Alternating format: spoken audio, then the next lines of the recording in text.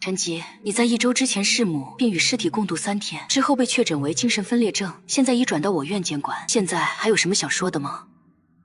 他们都说我杀死了自己的母亲，可是我杀的明明是鬼。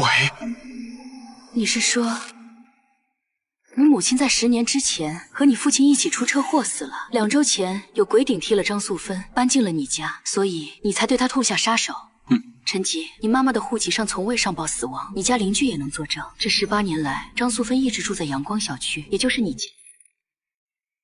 我只相信自己的记忆。我又给你加了一副药，回去按时吃。你说冒牌张素芬2周前搬进你家，为什么过了1周才动手？因为我很想她，即便知道是假的，也想陪她1周。进入精神病院第1天起，陈吉就看见了唐琴脸上那颗诡异的左眼，而这些护士身上散发出的明明是画皮鬼的腐臭味道，是那个顶替了妈妈的东西。员工栏明明没有唐琴的名字，可这个医院的所有人却像认识了她很久一样。看来这种画皮鬼还能改变人的认知。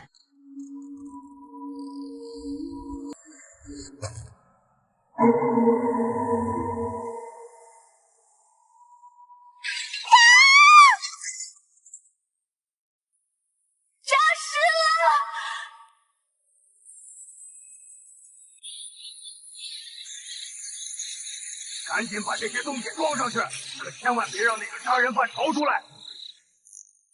谁寄来的快递？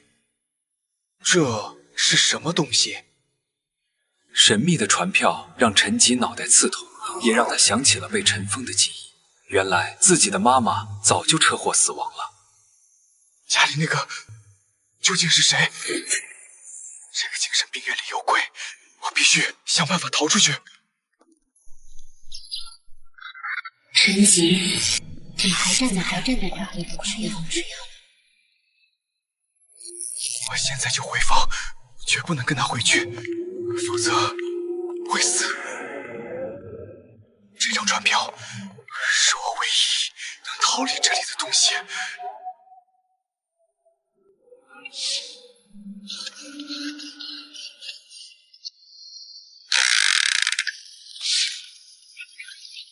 陈吉，你不怪我？那到底是什么怪物？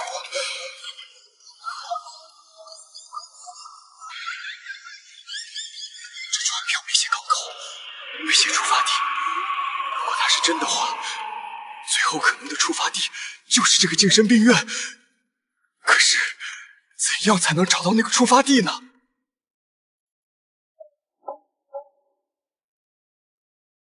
陈吉，再不开门，我们就闯进去喽。怎么办？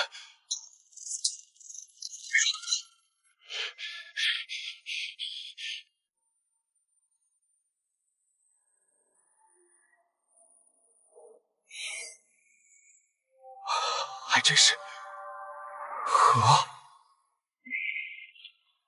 陈吉，你躲不掉了。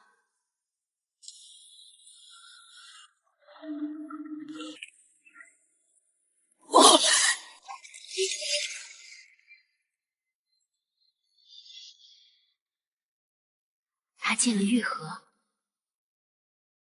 我感觉到了玉的气息。一旦陈吉的玉打开，除了他，我们谁都看不见。都在这儿给我守着。他回来的时候，一定会在这里出现。陈吉，我们找了你这么久，你可千万别死在里面。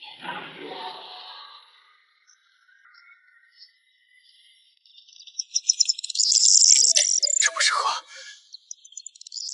难道这是传票的目的地？复读中学，这是现实世界吗？又是新手。这里是玉，玉就是一片镜面世界，在这里发生什么都有可能，有可能是现实的投影，也有可能是一片虚构的空间，被拉入狱的前提，就是收到那张老船票。竟然是这样！一旦进入过这里，以后必定还要再来。没人知道有多少个狱，但不会改变的是，每个狱都很危险。只有找出规律，完成任务才能过关。回到现实世界，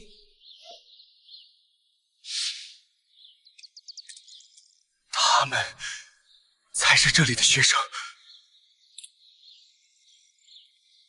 在跑操吧。这个私立的教育机构叫勤学教育。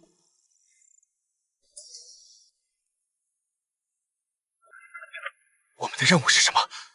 这肯定是谁搞的恶作剧，一定是！这不是恶作剧。你们快看，那黑板自己写字了。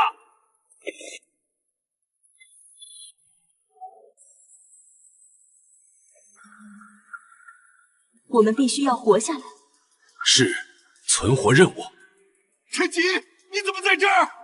陈吉是谁？他就是那个上了电视的精神病，他杀了自己的妈妈，他是疯子。我杀的不是我妈，是鬼。鬼是杀不死的。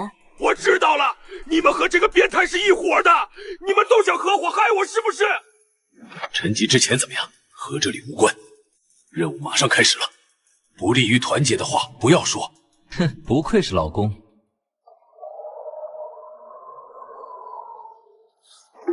跑操马上结束了，我们是不是该把卫生打扫一下？方家说的对，我们要尽快带入到学生的角色。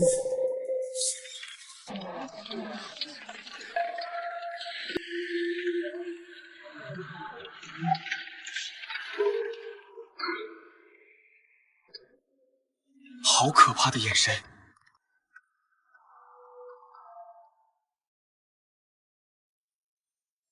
曾明伟，你在干什么？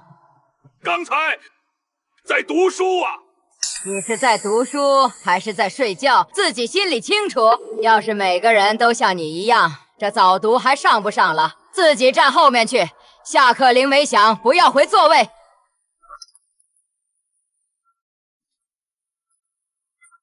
罚站好像也还好，没那么简单。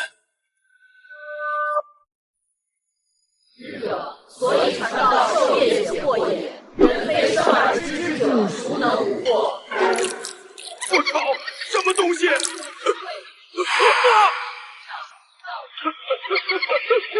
回头啊！你们回头看看我，救救我！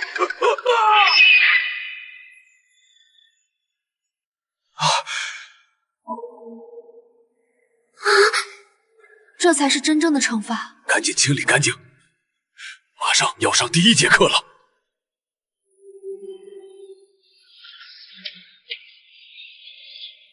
哼！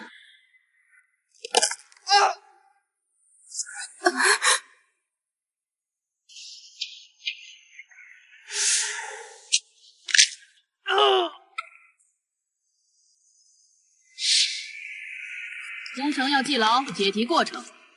还好，躲过一劫。这一次的狱只和规则有关，只要不触犯禁忌，我们应该能撑到第3天。我总结了一些规律，在这个学校里，我们必须端正听课，不能偷偷说话，不能走神，否则就会遭受到严厉处罚。接下来的课程里，各自小心点。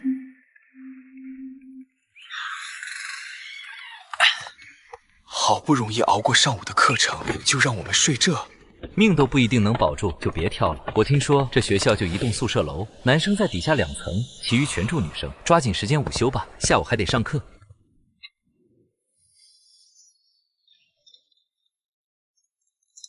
是我，丁香，快开门！我被单独分到一间宿舍了，我的舍友回来了，他们都不是人。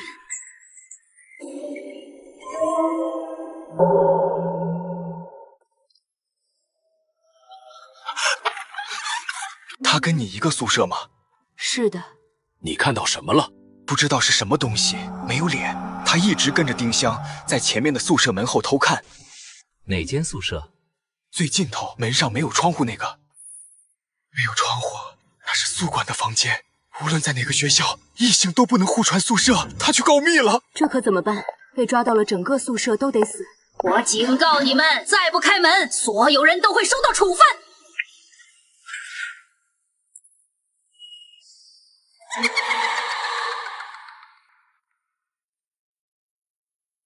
老师，大中午的突然过来，有事吗？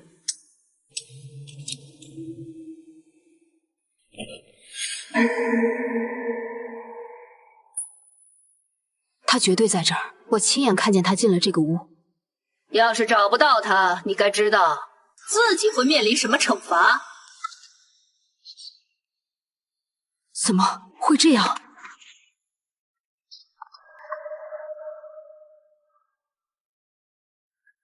这柜子之前不是放这儿的吧？老师，这不是我们摆的，我们刚搬进这间宿舍。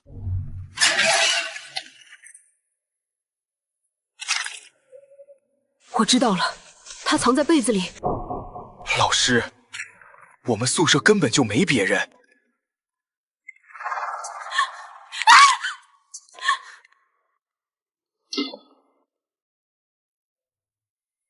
刚才怎么了？刚才舍管从衣柜里拿走了一支笔，他专门拿走那支笔，是为了什么？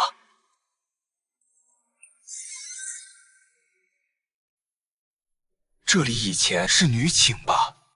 我寝室柜子里也有男生的东西。男女寝室变换，难道藏着什么秘密？这玩意儿跟玉的任务没关系，别管了。还有20分钟集合。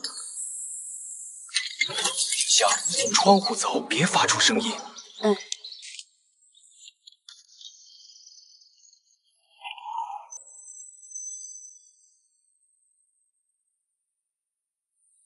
这到底是怎么回事？学生就该有学生的样子。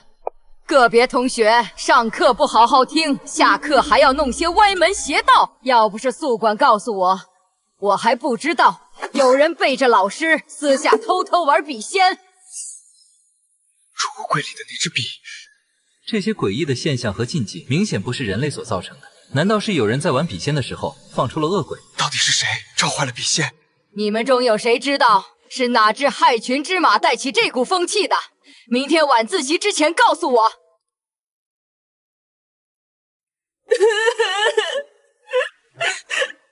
梦月情绪很差，一直在哭。他还说什么？有没有提笔仙的事？没有。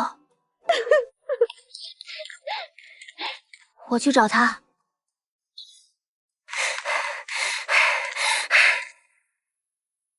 梦月，你到底怎么了？马上就要上课了，你想去哪儿？我不想回去上课。为什么？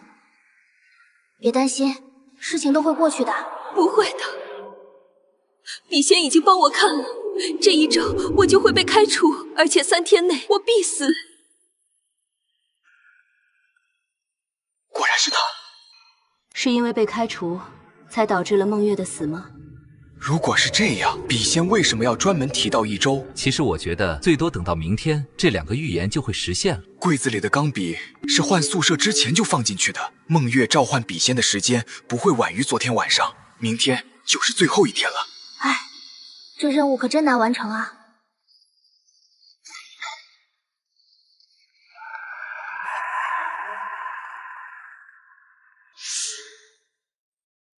老子还是第一次感觉看到男人的脸能让我这么高兴。说实话，看到你和陈吉的脸，我比较顺眼。这很正常，老公。根本原因还是因为我比较帅。滚！还有，别他妈这样叫我。这是之前住这的人留下来的吧？早读时打了2分钟瞌睡，我就被张老师赶去罚站，还被当着全班羞辱。他说我是个垃圾，是不学好还带坏别人的老鼠屎。能留我在学校，是因为当时妈妈哭着求他。他说妈妈差点就给他跪下了，还说我以后和我父母一样没出息。张老师骂完我后，大家都在嘲笑我，丽和梦也不愿意理我了，他们也觉得我是老鼠屎吗？幸好还有月。这老师说话也太难听了，算人格侮辱了吧？他太脆弱了，换作是我，早一巴掌扇上去了。他这最后一句话什么意思？是笔仙，他要问笔仙。草稿纸上提到的月，应该就是孟月，丽应该叫李小丽。之前我在柜子里找到这个名牌，可是这个日记里的我是谁呢？你们觉得这个副本真的只是遵守规则就能活过3天？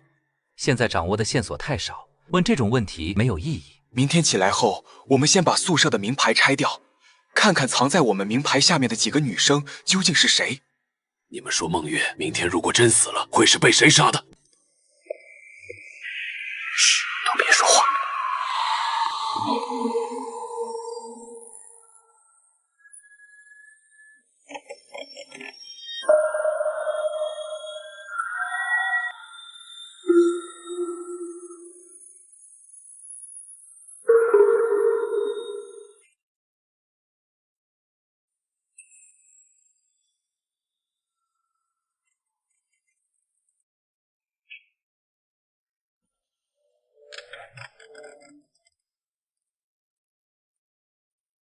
我操！都别说话，快睡觉。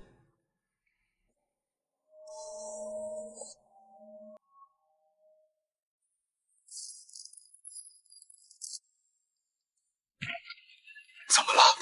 是孟月，她要跳楼。要跳就跳，装什么？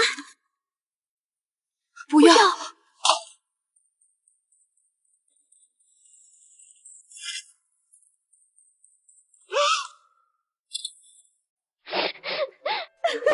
孟月，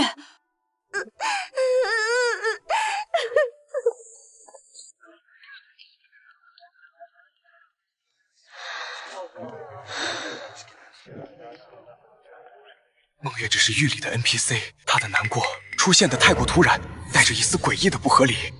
她解脱了也不算坏事，走吧，该上课了。为什么学生对教室里的惩罚并不在意，但对于孟月的死反应却这么大？因为他们认知失调了。我也觉得他们没法接受现实，所以扭曲自己的认知，强行让自己觉得老师的惩罚都是合理的。但孟月是自己选择了死亡，和他们不一样。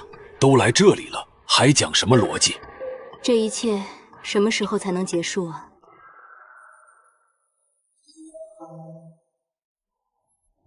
同学们应该都知道，孟月在今早跳楼自杀了。只是我觉得顶不住一丁点压力，这样的人就算活了下来，也是社会上的垃圾。你们说是不是？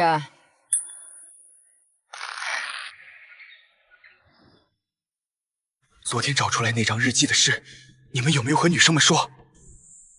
本来想说，孟月的事情一出来后就忘了。怎么了？你还记得吃饭时丁香说的话吗？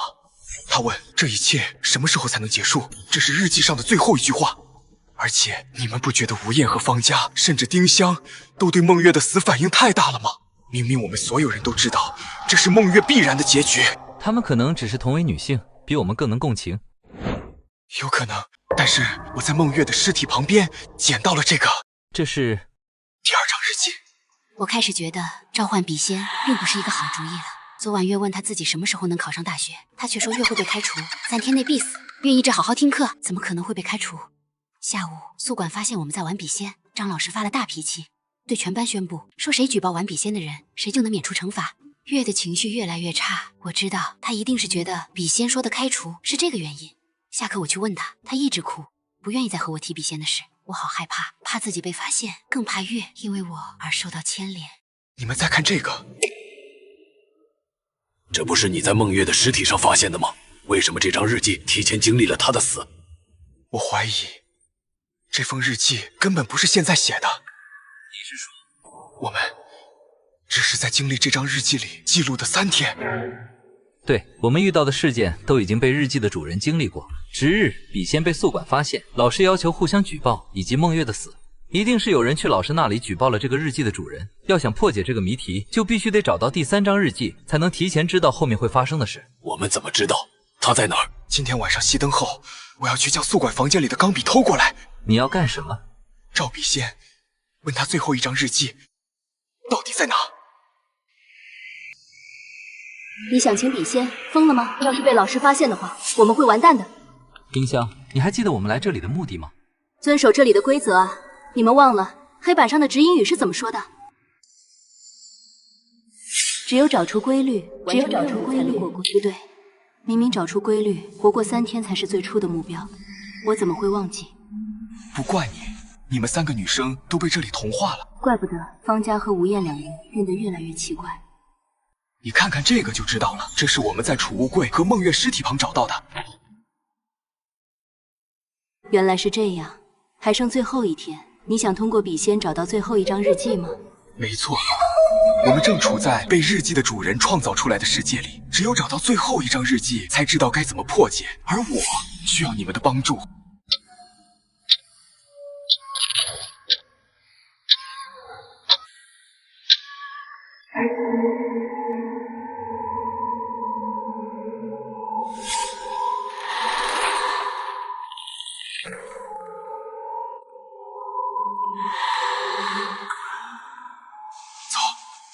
去社管室，快趴下！上面柜子里的是什么？是眼球，用的眼球，差一点瞳孔就转过来了。我操，太阴了吧！这谁反应得过来？是之前告密的学生。钢笔会不会在他尸体后面？没有。难道在那堆眼球的盒子里？笔在他头发上。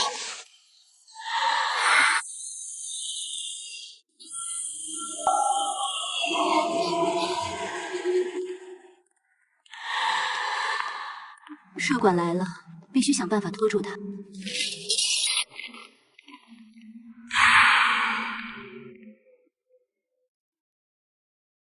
社管怎么没动静呢？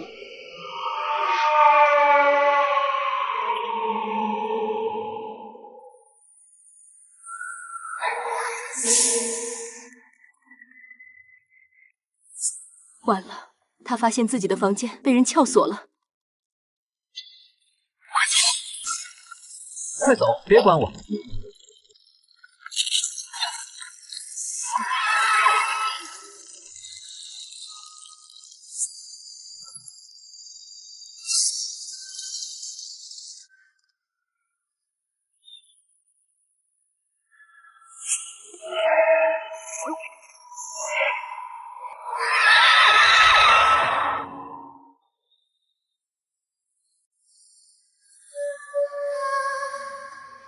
那就开始了。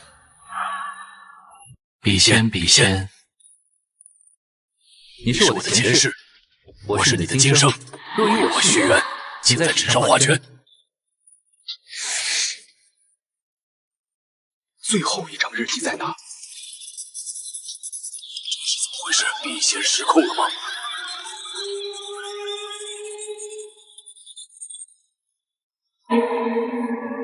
明天一早，我们去这个体育器材室看看。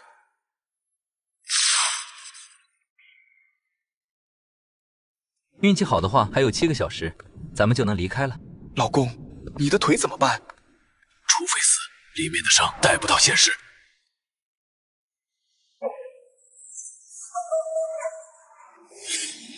你们动作迅速，我在门口帮你们看着。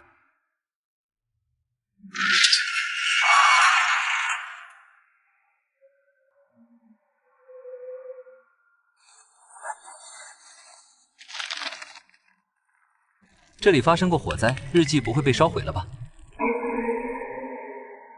杜庭风，你快看，这边有很多汽油。别管这个了，日记到底在哪里？难道真的被烧毁了？这下完了。陈吉，你快看！昨晚我没回寝室，丽、梦、月都自杀了。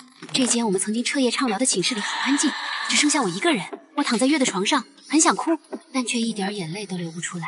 是笔仙害死了他，让他害怕自己被开除，才会去向张老师告发我们。居然是梦月搞的谜。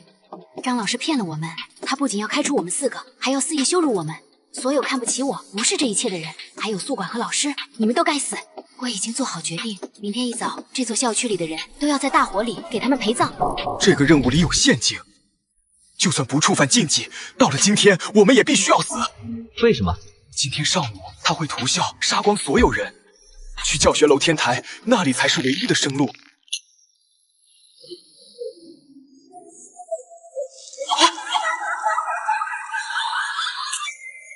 快跑！老公，拉我们一把！皇上，你疯了！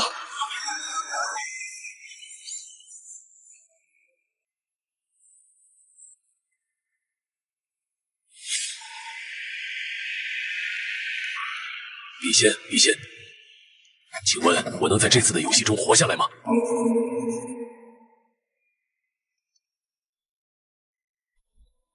别怪我。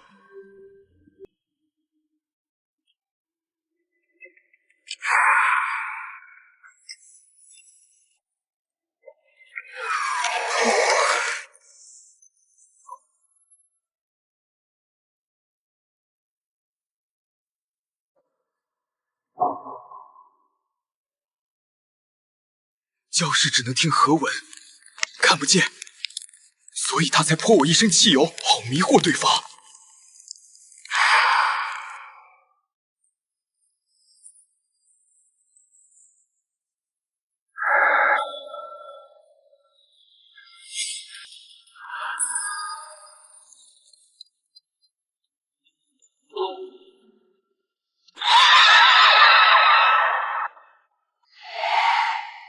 我们必须马上查出那个日记到底是谁写的，他才是这个世界最大的恶鬼。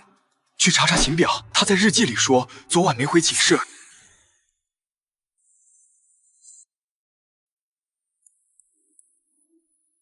你想请笔仙，疯了吗？他们竟然要请笔仙，可是这会违反学校规定啊！万一被老师发现，以为我也参与了，那可怎么办？做学生就要有学生的样子。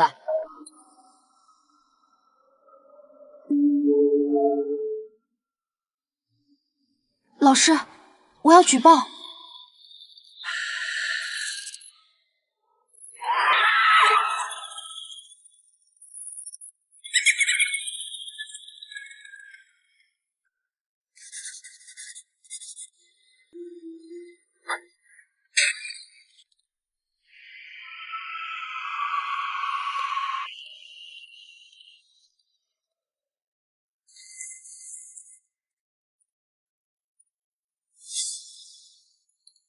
看28号的。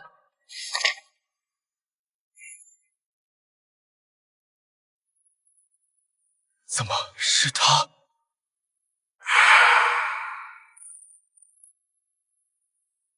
怎么会这样？到底发生了什么？吴燕和方家到底去哪了？什么？进来！是方家。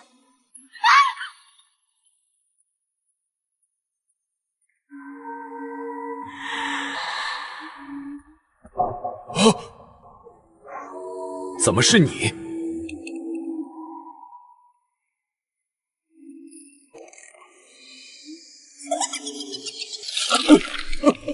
笔仙骗了我！什么？方家是日记的主人，也是这片域最终的恶鬼。那天没回寝室的人，只有方家。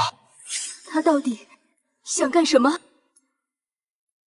方家的目标是屠校杀光所有师生，我们也是学生。龚胜刚才在体育器材室摆了我们一道，如今肯定已经抢着去天台了。可是吴燕呢？问问笔仙。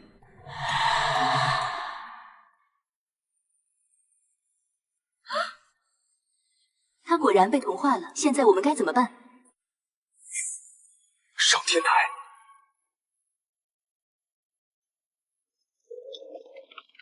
嘘，老师下楼了。怎么了？这下不管是上楼还是下楼，都会很危险。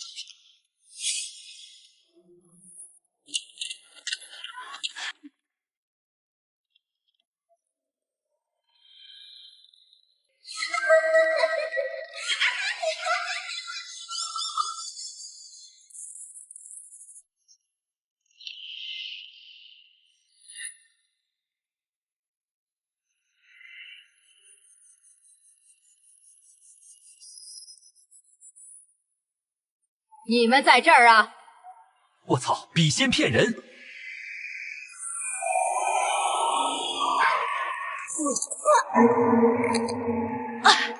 方家，张老师在这里。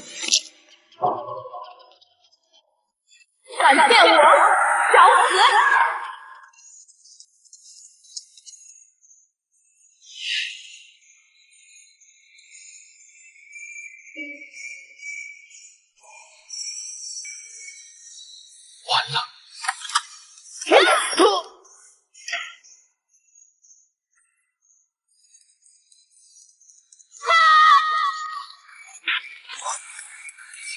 看来他还是更想杀了你的教师。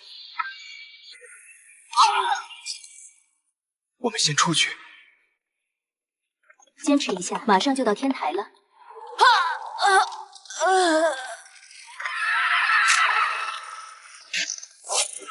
女老师的鬼体被方家杀死，引起了他们的异变。我操，有完没完了？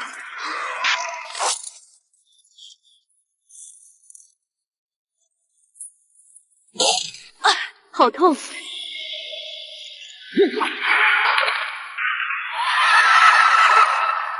想到这边对教师还真有作用。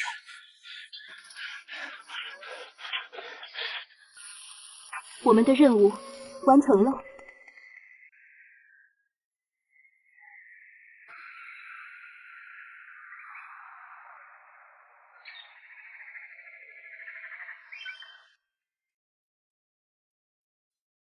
等这次任务结束，我是不是会直接被传回之前所在的地方？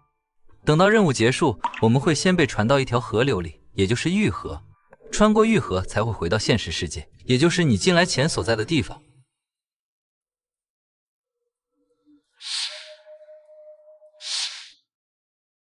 我想请你帮我个忙。想让我帮你逃出精神病院？对，我们的口音很像，你也是天海市的人。我确实住在天海，但我凭什么帮你？你被困在宿管房间的时候，是我救了你。我也救过你，在器材室，咱俩扯平。钢笔可以杀死这里其他鬼物，但对我没有副作用。你就不想知道怎么抑制你那枚筹码，好运过后必然会出现的霉运吗？行，我可以帮你，但不是因为这个。有个人曾经告诉过我，你根本没有精神疾病，所以我相信你最开始说的话。谢谢。直说吧，需要我做什么？从我们回到现实世界的那一刻起，20分钟之内，你必须到达医院的正门口，在那里接上我。没问题。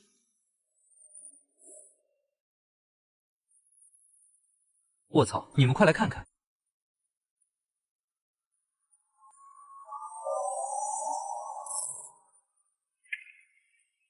他就算变成了鬼，也还是要重复自己之前的行为，将所有人都杀光吗？这就是他的执念啊！执念不是那么容易就会消失的。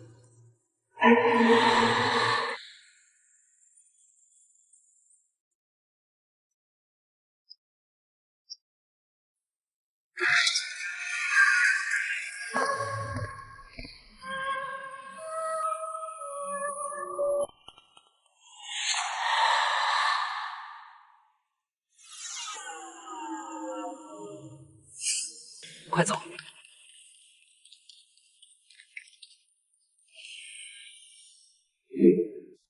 我们终于又能聚在一起了。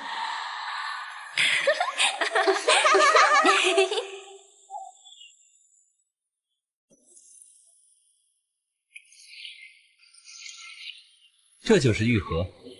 丁香呢？应该是已经走了，他比我们出来的早。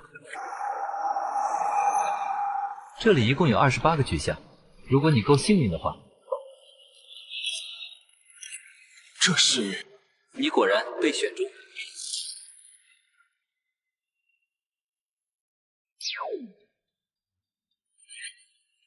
这是什么？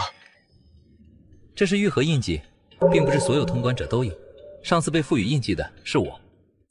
下次进入狱之前，印记会发出灼热感来提醒你。这笔还能用吗？可能是出没口堵住了。装点玉河的水进去试试。你疯了？装玉河的水？他怕玉河的水吗？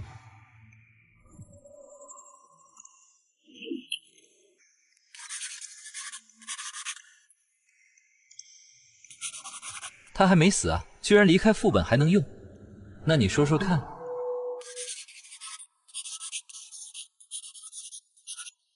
提前10秒能改变什么？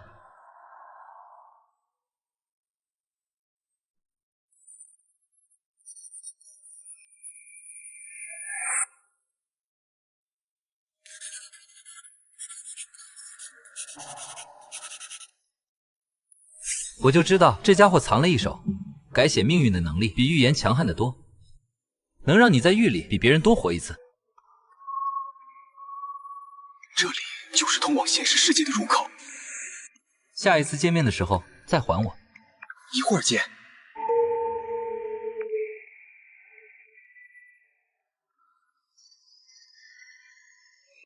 注意看，这个男人叫小帅。接下来发生在他身上的事，你肯定意想不到。一个两个都翘班，居然让我来顶监视器。他都逃出去了，怎么可能还回来？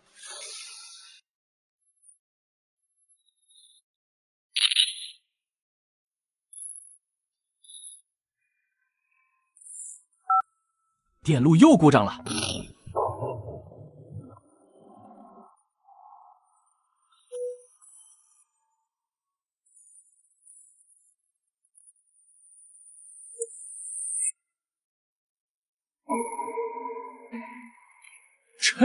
陈吉，喂，我是唐琪。唐医生，2C01病房里，陈吉忽然出现了，是从空气里忽然蹦出来的。关闭所有电梯，你现在立刻赶过去，在2C01外守着。如果陈吉已经出来，立刻把他抓住，绝不能让他逃出这个楼层。可是，立刻关闭电梯，陈吉不是鬼，1分钟之内你会出现在2C01门口。是。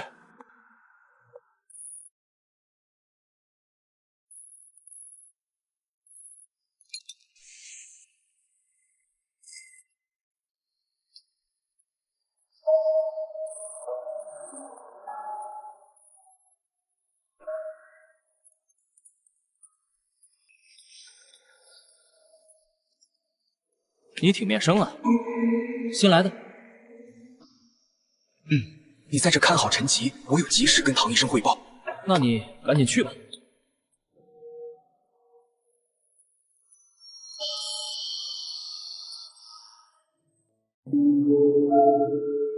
还好还好，人还在。10番以上，陈吉把我打晕，偷了我的衣服，逃出去了。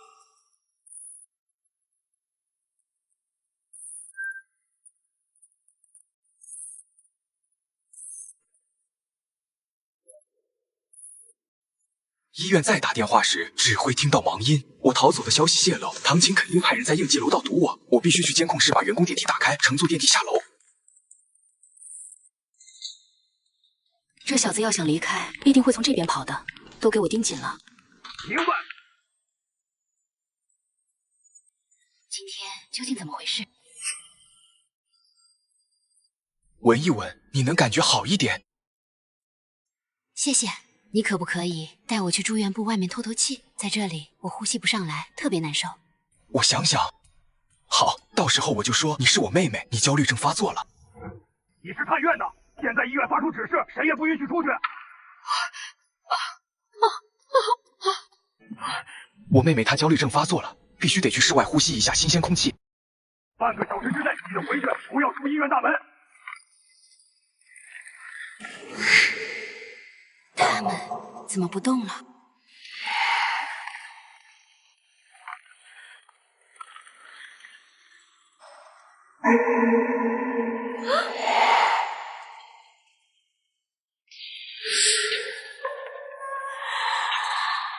陈吉，我抓到你了！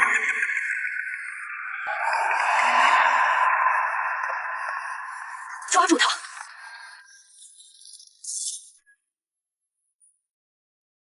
居然断电了！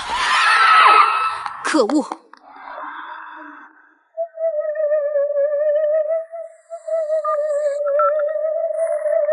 我被反噬了，为什么这片区域会忽然停电？姐姐，别急，我正往医院门口赶。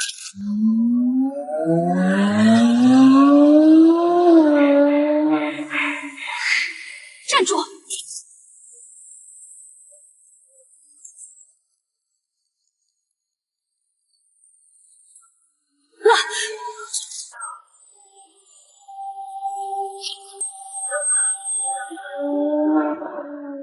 陈吉跑了，接走他的那个人手里有一件超 A 级鬼物。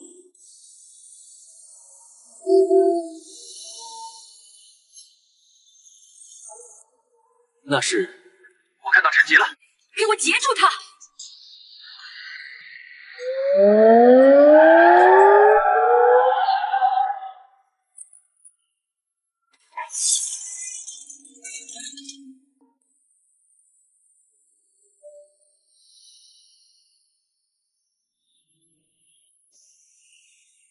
它在现实也能用吗？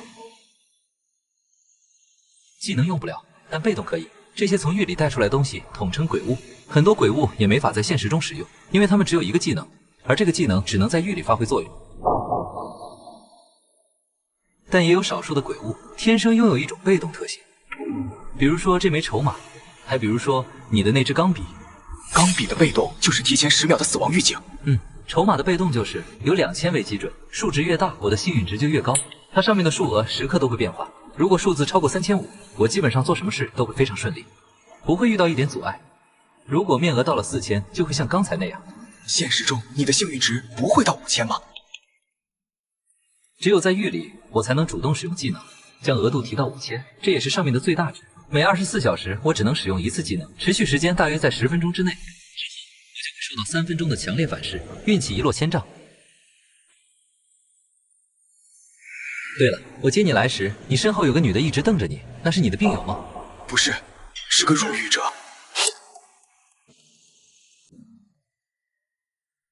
这个叫唐琴的女人至少有2个能力，一是心灵暗示1分钟之内你会出现在2C01门口。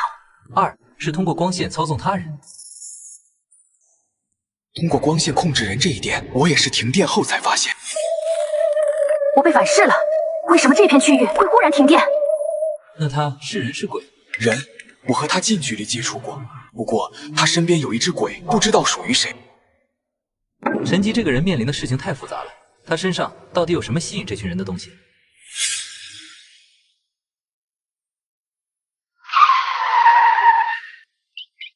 你一个人住在这儿吗？这也太大了吧！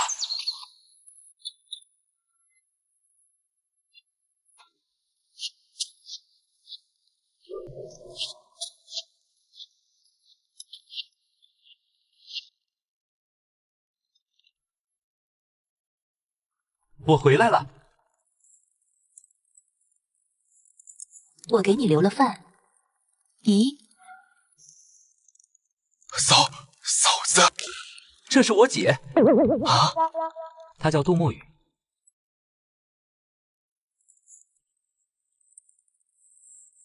姐，我刚才出门就是接她去了。这位是陈吉，对吧？我研究你的案子很久了。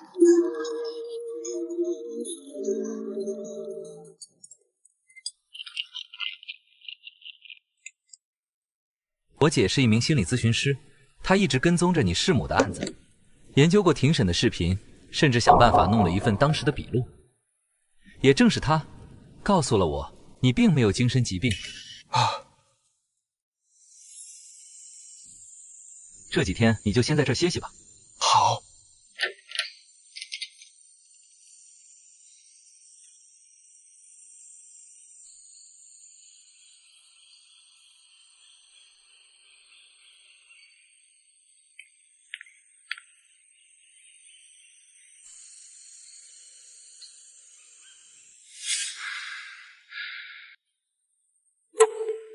好痛！怎么了？2次狱之间的间隔最少隔多长时间？你刚从狱回来，还不到1天吧？我该说你是特殊，还是太倒霉了？所以，下一次进狱的时间是现在吗？对，5分钟内。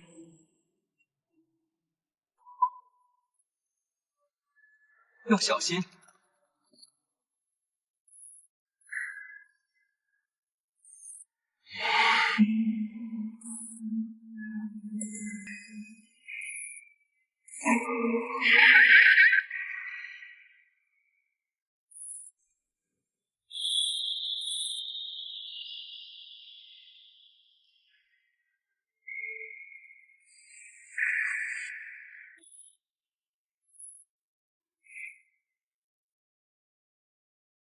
你好，我叫左世明。我姓陈，叫我小陈就好。左先生刚加完班就过来了吗？那不是，我开网约车的。有工作，那应该不是狱里的人。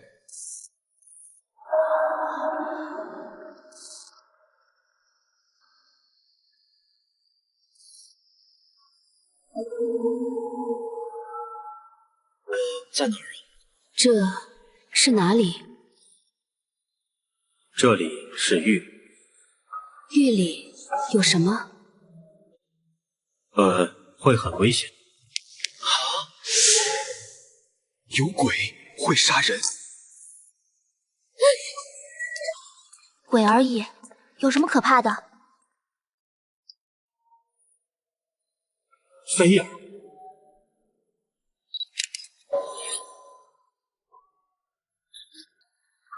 左老头，玉的指引还没出现吗？人还没到齐。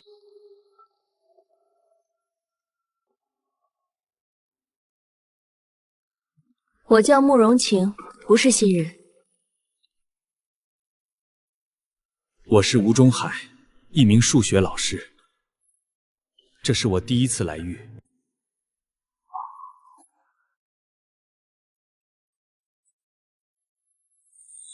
过去的从未逝去，逝去的从未离开。任务目标：逃出丽婷公寓。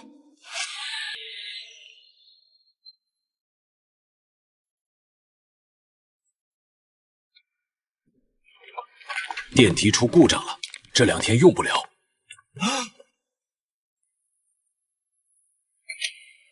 2台都坏了吗？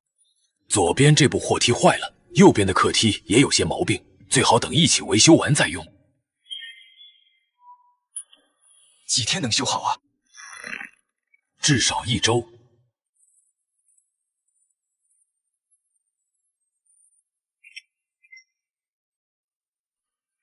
他就这么走了？他这算不算离开公寓了？算，他可以，但你不行。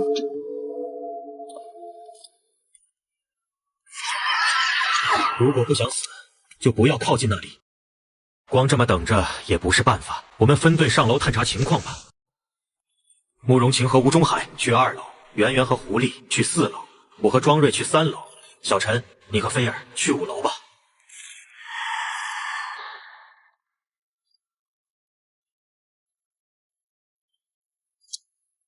你太慢了。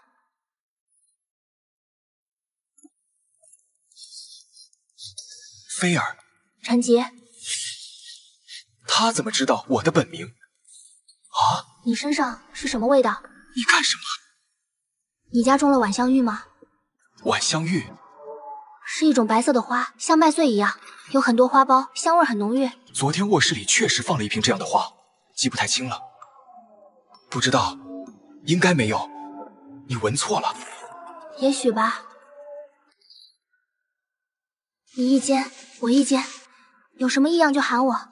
行。我身上这香有什么问题吗？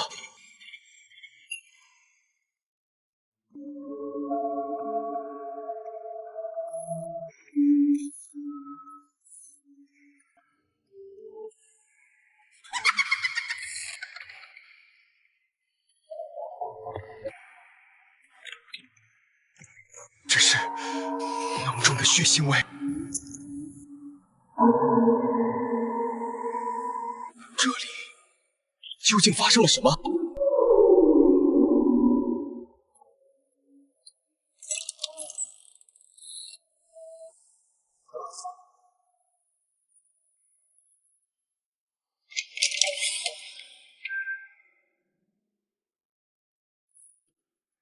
鬼干的？不一定，也可能是人。尸体呢？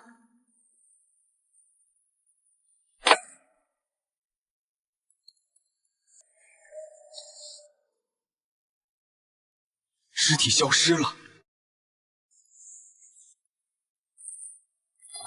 亲爱的微微，虽然你没有邀请我来你的婚礼，但作为你大学4年最好的朋友，我还是衷心祝愿你新婚快乐，祝愿你和你老公的生活是你以前期望的样子。无论如何，有空一定要来海边找我。这是新娘的朋友寄来的信。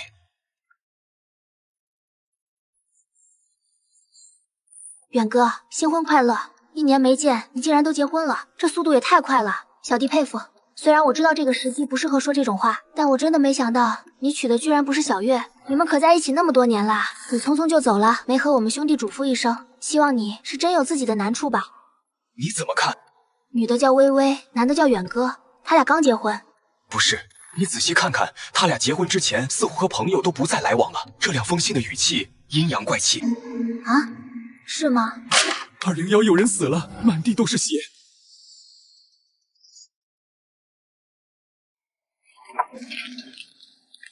305被灭门了，找不到尸体。502市也发生了命案，一样没有尸体。这3起命案如果真的有联系，那我们找到凶手的可能性会大得多，线索也会更充分。吴老师，你那边是不是也没有尸体？我还不知道，门厅里都是血，我没敢进。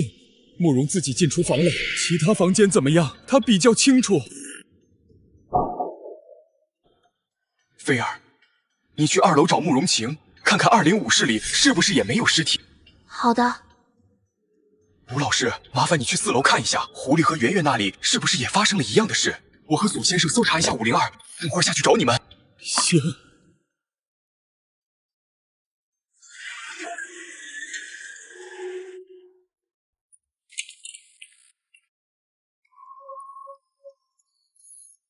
你们在这屋子找到什么线索了吗？受害人是一对新婚夫妇，丈夫叫远哥，在客厅被杀害，妻子的名字是微微，死亡地点在卧室，死的时候没有反抗。钢笔之前一直没反应，怎么突然扭了一下？小心一点，别丢在哪里找不到了。都太浅了，总这样。你可以用绳子把它串起来，挂在手腕或者脖子上。我侄女的手机也总是丢，后来买了个手机链就好了。这对新人和朋友的关系不太好，应该是闪婚。而且他们没有婚纱照，甚至连一张合影也没有。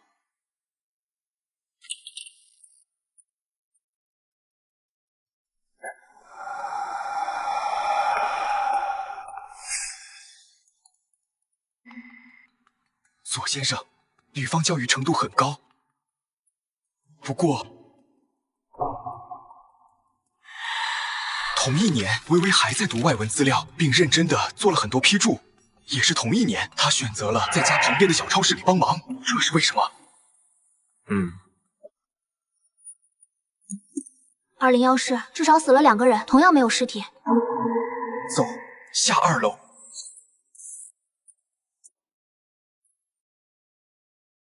其中1名死在这里，没有搏斗的痕迹。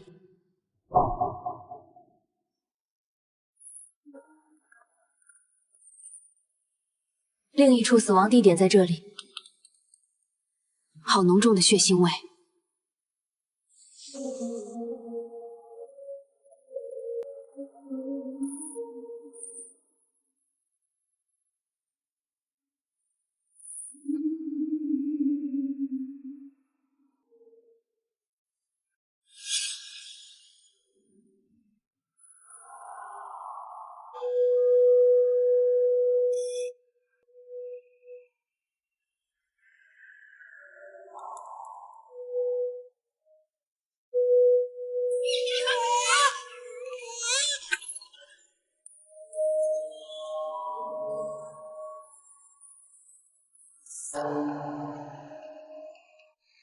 我和庄瑞查看的305室和这里的装修很像。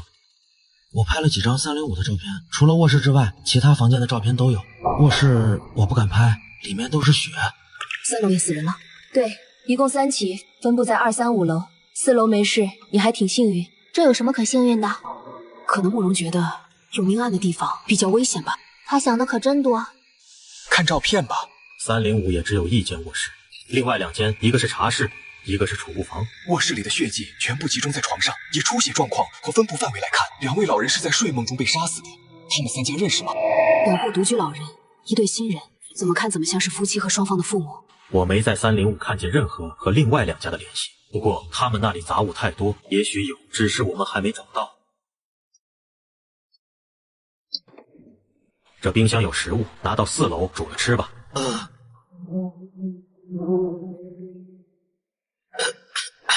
这些食物能吃吗？你可以不吃，饿死也行。为什么慕容晴对新人总有一丝恨意？没事，能吃。他们死了没多久，这些菜还没放坏。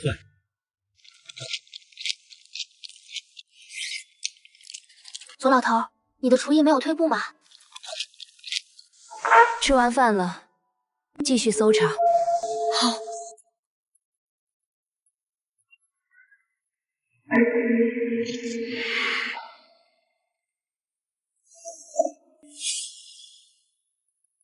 像遗照。他是谁？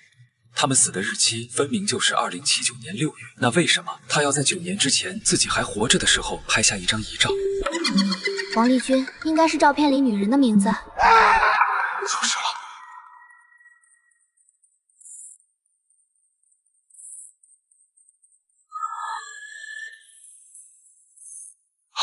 怎么了？有鬼！这是狱里，肯定有鬼。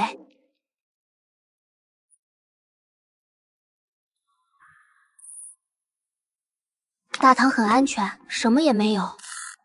我真看见了，他就在我前面，走到1楼就不见了。别怕，你现在仔细说一下，到底发生了什么？我从4楼下来，想去1楼看一下水费单子，看看其他户是不是停水了。走到3楼和2楼中间的时候，我就听见一道脚步声从3楼的楼梯口里走了出来。那个脚步声很轻，跟着我一路下了楼。我以为是菲儿。刚才我和菲儿一直在搜查，没出去过。当时我以为是，便跟菲儿打招呼，谁知那人一句话都不说，而且他离我太近了，脚步声几乎就在我身后发出。我立刻就扭回头，刚好看见一张极度苍老、布满皱纹的脸，紧紧贴在我耳朵后面，他一直都靠在我的背上，下的楼梯。没事的。他不是这个年代的人，大概70、80岁，穿着一件老式的黑袄，那种款式我只见过我太奶奶穿过。接着楼上传来你们的脚步声，那个老太婆又看了我一眼，走到楼梯后面就消失了。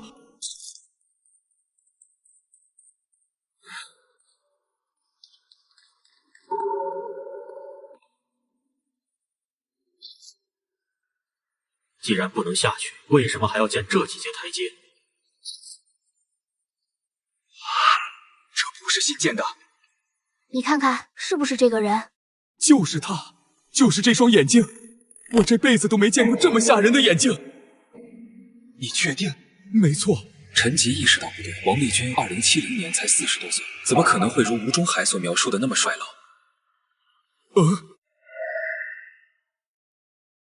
确实就是这张脸，但那个老太婆下巴上有个痦子，而且她的脸颊没有这么凹陷。有没有可能不是这张照片上的女人，但是和她有亲属关系？比如说母女？应该就是这样，年龄也对得上。但他为什么没有把你杀了？我怎么知道？我死了对你又有什么好处？当然有，你死了，我们不就知道鬼杀人的手段了吗？你……好了，吴老师，至少你现在很安全。他看不起我们这些新人，我知道他年龄比我小，我不想计较那么多。况且我下楼本来也是想帮大家做点事。小陈，你年纪小，可能没给家里交过账单，所以不知道水费的单子里可能有很多信息，比如说每户的用水量、欠费信息、户号之类的。从中可以看出这一栋楼最近有多少人居住。你想检查一下丽听公寓里是不是其他户都搬走了，只剩了3家发生命案的。菲儿，怎么了？遗照里的女人就是被杀的2人之一。快去看一下201，还有502室的户主都叫什么？说不定他们3家是亲戚。201室的受害者是丁小琴和王素，至于502，这张水费单上没有他们的名字。王氏大姓，姓这个的很多。王素和王丽君也许是兄妹，但也说不准。知道了这些有什么用啊？又帮不了我们逃出公寓。不如你去找个锤子把门砸了，咱们就可以出去了。庄瑞，你要是玩过 RPG 类型的游戏，就应该知道这3间屋子几乎等于地图上专门给你高亮的任务点。你要是有空就拍一拍公寓，等到晚上集合时，大家一起看看有没有什么之前没注意到的地方。丽听公寓里，无论是玻璃大门还是房间里的窗，望出去都只是漆黑一片。也许只有找出逃离公寓的方法后，这一切才会恢复正常。以防疏漏，8人重新分队，换区域搜索。陈吉和狐狸转移到2楼201室。我和圆圆还有左先生将客厅翻了一遍，但什么也没发现。 201室的住户为丁小琴、王素夫妻，2处杀人地点分布在客厅的沙发和厨房。这么多东西，先把这些箱子搬出去。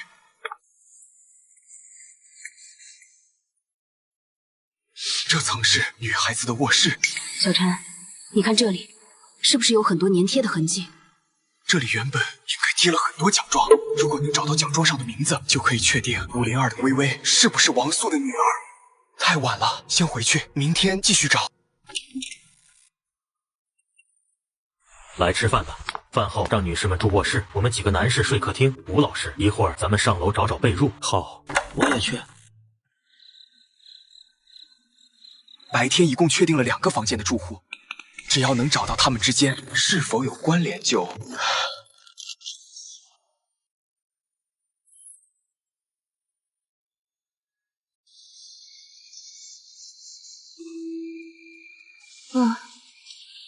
发生什么事了？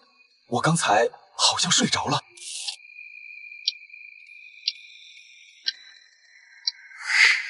圆圆，快醒醒！这是怎么回事？快下楼找其他人。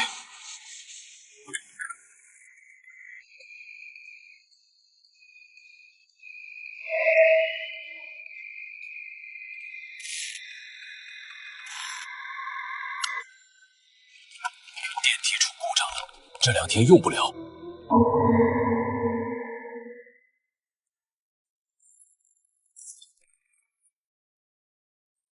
跟昨天的话一模一样。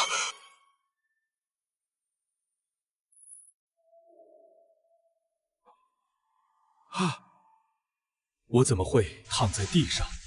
得想个办法出去。 时间滴滴答答的过去，电梯并没有上来，到底怎么回事？从一开始，电梯旁的显示屏就坏掉了。吴中海也无从得知现在电梯停在了几楼。5楼发生过命案，他不敢走楼道，于是，在狭小的电梯间里踱步。救我！电梯坏了，有人在里面吗？难道是小陈，还是左老师困在里面了？别急，我来救你。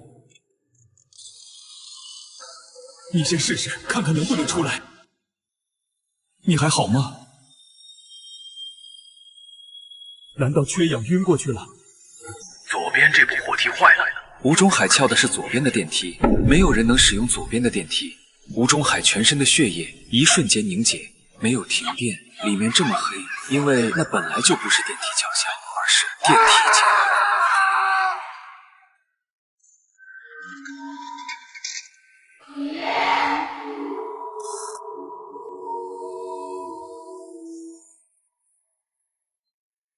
昨天不是来过了吗？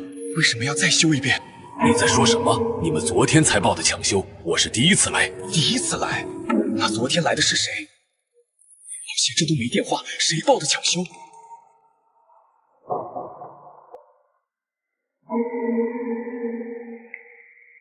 你还记不记得昨天拍摄电子表的时候，上面的日期是几号？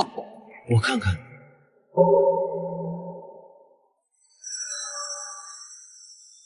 我们被困在这一天了。我们会循环几次？不知道。你们昨天有看见任何和时间相关的提示吗？日历算不算？3间发生命案的屋子里都摆了日历，也许上面会有线索。先去201室吧，我记得他们的日历就在客厅墙上。等等，吴老师呢？ 左先生，吴老师去的几楼？5楼。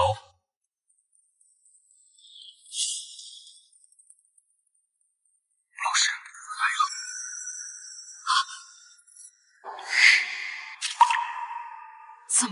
怎么会这样？是谁杀的？那个鬼婆婆。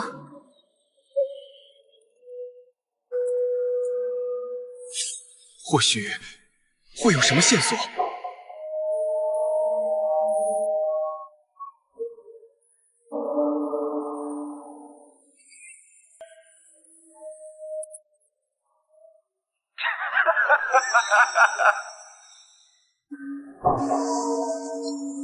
先回去吧。杀死吴老师的不是鬼婆婆，丽听公寓里不止一只鬼。我刚在电梯门口听到了一个男人的笑声。王素、陈建国，还是502被杀的远哥，是502那个男人吧？从维修工出现之后，左侧电梯一直在1楼没有动过，也就是说，鬼的活动范围其实是电梯井，它就横跨整栋楼了。以后大家都只走楼梯，不要靠近任何一层的电梯门。等等，我们不是循环了吗？为什么这只鬼上个循环没有出现？有没有可能他们是一天出来一只，每一次循环出现的鬼都不一样？不排除这种可能。从现在开始，所有人一起行动，先去305看看日历上有没有线索。留下的表坏了吗？哪个才是真日期啊？我看看照片。昨天拍的照片是6月13日，那今天的挂历应该是6月14才对。难道谁把挂历往前翻了一页？当201、305、502室里的日期和大堂的日期一致时，循环就会结束，也就是6月7号。一共6次循环，算上今天，我们还有5次机会。如果循环结束了，我们还没逃出去，会怎样？会死，这是肯定的，就是不知道怎么死。但我觉得最大的可能就是我们将回到命案发生的当天，代替这3件命案里的死者，但凶手会是鬼。502室死的妻子是不是叫什么薇？果然是她，她是这家唯一的女儿。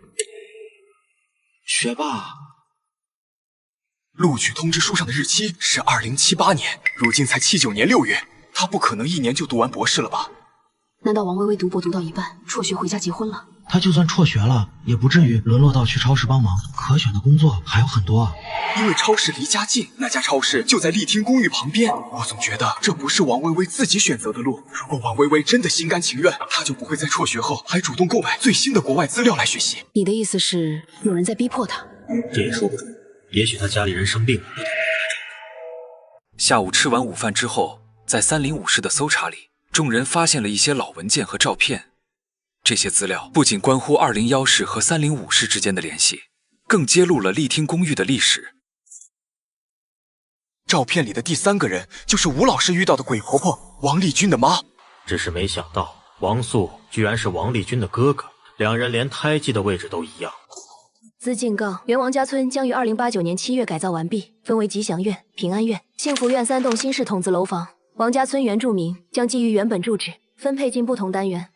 拆迁通知单为了改善城市居住环境，提升居民生活质量，经市政府批准，决定对吉祥苑进行拆迁改造。新的住宅项目命名为丽听公寓。王丽君的家族到底在这个地址生活了多久？过去的从未逝去，逝去的从未离开，难道是这个意思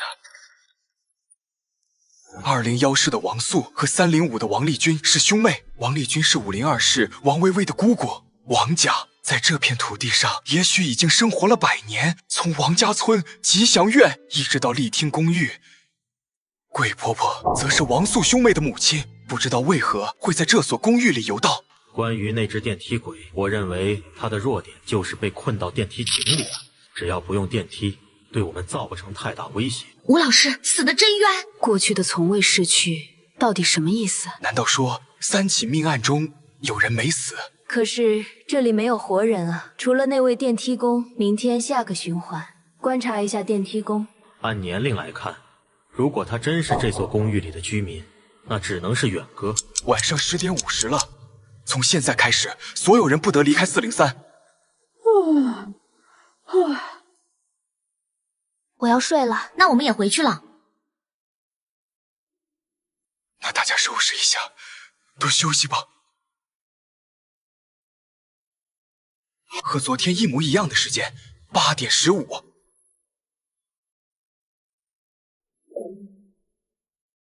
昨晚你失去意识后，没有立刻结束循环，大概持续了2分钟。哦，这2分钟到底是常规加载还是别有深意？你很厉害啊！这是钢笔的被动技能死亡预警，也就是说，我将在7秒钟后死亡。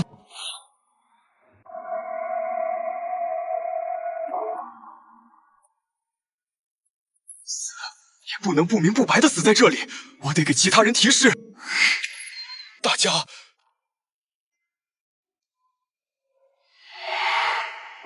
怎么了？卫生间刚才有些异样，我洗脸的时候听见身后有脚步声，但一转头又没人。什么？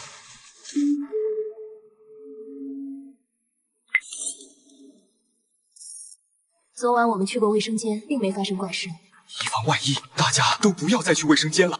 唉，难道还真是新的循环就有新的鬼？先去大堂。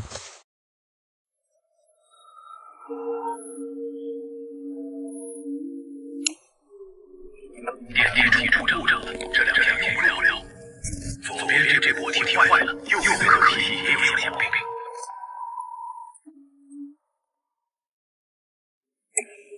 等一下，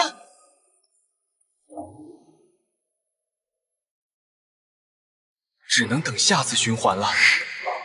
这是我们度过的第3次6月7号。现在可以确定的一件事是，丽听公寓里并不是每天刷新不同的鬼，而是每次循环都在新增。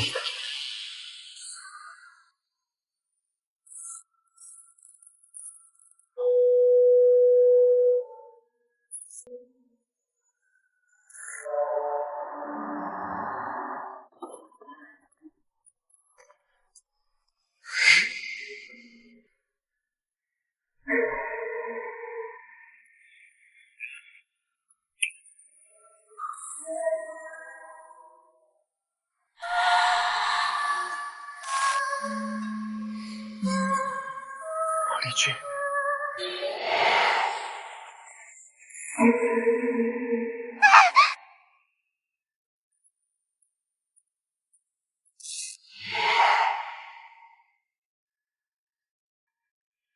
他要去追鬼。小陈，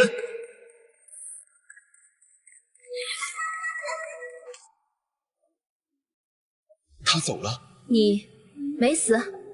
王丽君不会害人，他走出去后飘进电梯里，接着就消失了。你跟着我干什么？谁在说话？你要带我去哪儿？太好了！庄瑞，你在干什么？快出来！鬼不是在卫生间吗？为什么庄瑞还是死了？不是卫生间有鬼，是镜子。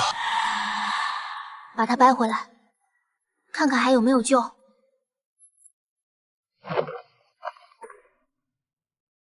庄瑞没有心跳了，至少他死的时候是开心的。庄瑞应该是以为自己找到了回家的路。时间不早了，我们把找到的信息带回403，再逐步分析吧。远哥全名陈志远，26岁，于10年前考上外省大学，后留在大学所在的城市。他喜欢骑摩托车，还组建了一支摇滚乐队，有很多志同道合的好友。这个陈志远居然是王丽君和陈建国的儿子，也就是王薇薇的表哥。这不能结婚吧？这次的狱难道是个家庭伦理剧？讨论草草结束之后，所有人都提前躺好，等待循环的结束。黑夜再次降临，第3次循环，他们经历了庄瑞的死和502氏夫妻的信息，至此彻底结束。快一点，马上8点20了。你有事吗？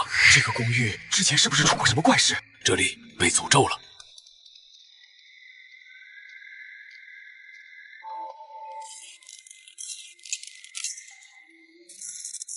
是闹鬼吧？除了王丽君的鬼魂，鬼婆婆应该早已死去很久了。要不先回去搜搜线索吧。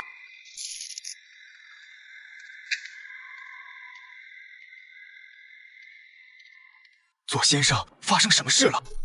小陈，昨晚循环结束之后，我被袭击了。什么？是谁？我也不知道。它叫团子，是一只3岁的母猫。是鬼物吗？是也不是。团子有且只有一个能力，在感知到我受到致命攻击时，生成一个保护罩，可以持续10分钟。它没有副作用。这不可能，所有鬼物一定会有副作用。筹码的副作用会让运势变得低迷，钢笔的副作用会让持有者间接性撒谎。但凡是从狱里带出来的鬼物都会有副作用，但团子不是，它是现实生活中我养的猫。团子的能力被触发后会自动陷入沉睡，在中间的休眠期内，它的眼睛会闭上。昨晚睡前我刚检查过它，眼睛还是睁着的，因此我才会说袭击发生在昨天夜里。你为什么肯告诉我这件事？你那支钢笔有一次在你裤兜里动得太显眼了。小陈，我希望你不要把团子的信息泄露出去。其次跟你说这件事，是想和你一起推理一下究竟怎么回事。我觉得袭击你的是一只我们都不知道的鬼。上次我发现我们昏迷后还要等2-3分钟才会正式进入循环。一旦过了这2到3分钟，我们的时间就会直接跳跃到早上8点15。看来那只鬼就是在那一刻袭击了我。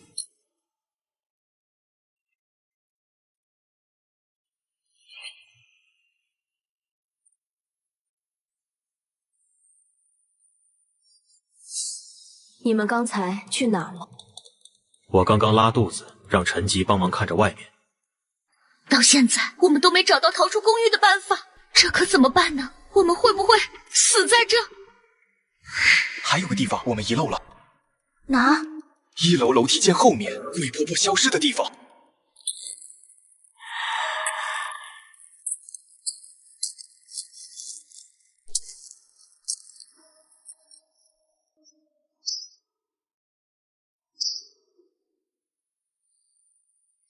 搞不好又是无用功。找到了，还真的可以啊！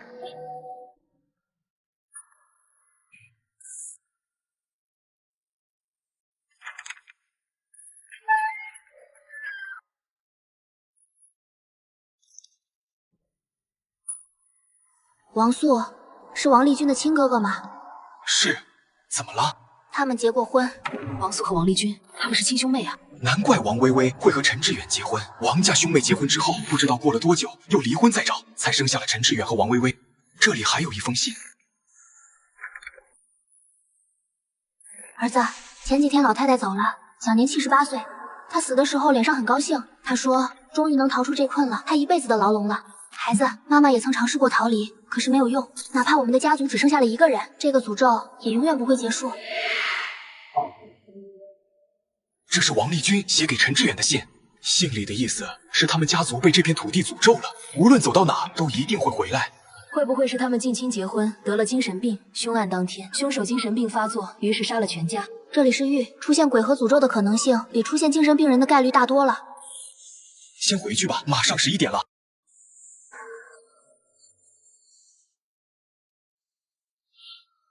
门外有人。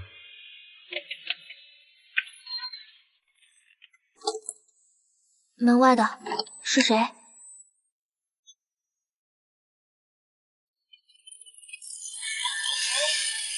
那个鬼拿着一把电锯。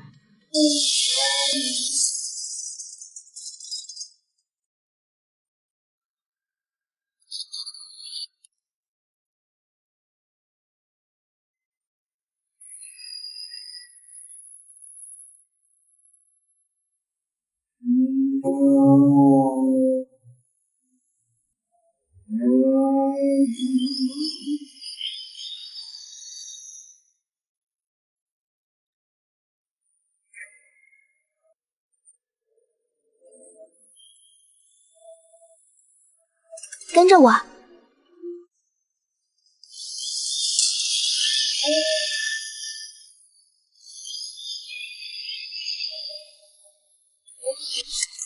团子，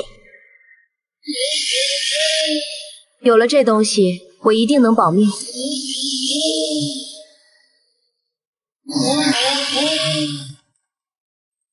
这下完了。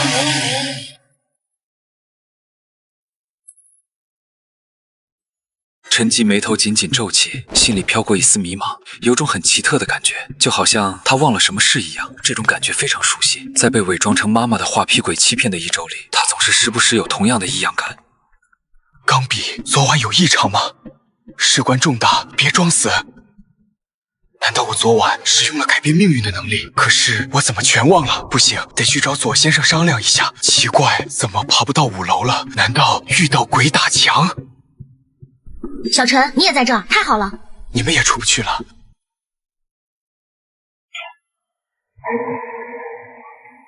终于找到你了。这2个人里有一个是鬼。圆圆，丽姐，你为什么不说话？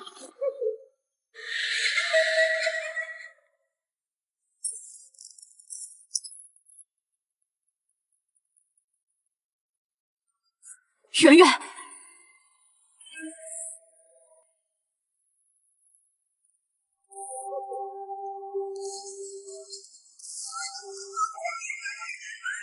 我去引开他，你快去找左先生。我们遇到鬼打墙，圆圆死了，狐狸去吸引了鬼的注意力，把团子借我用一下。没有用，让我来。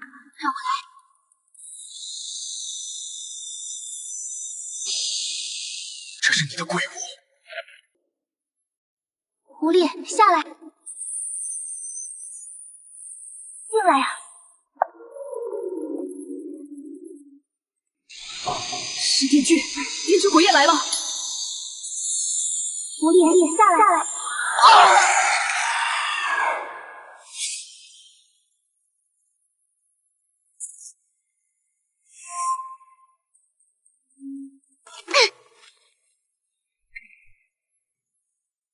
这就是电锯的副作用，对鬼施加的所有伤害会全部返还到自己身上。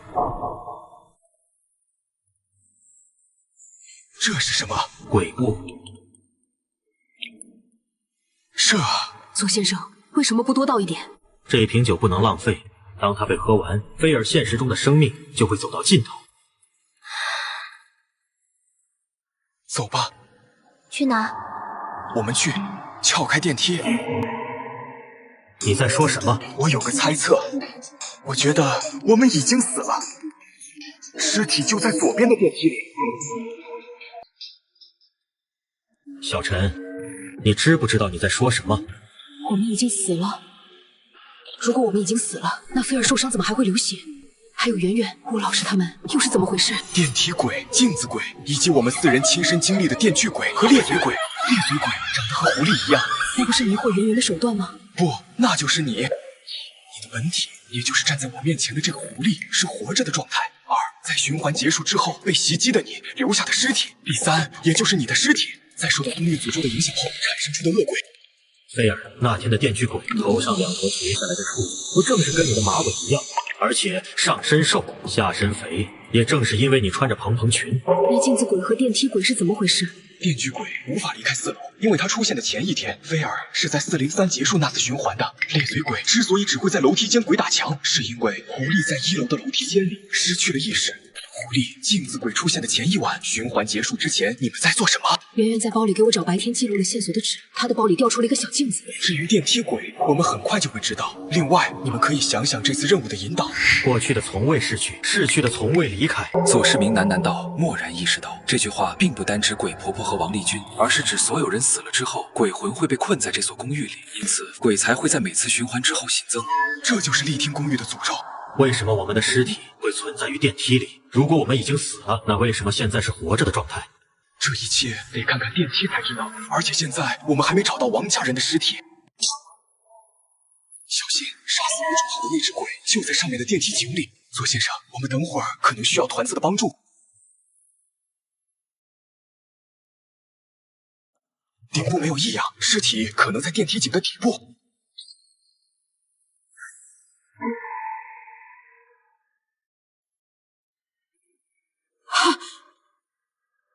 把尸体都拽出来。没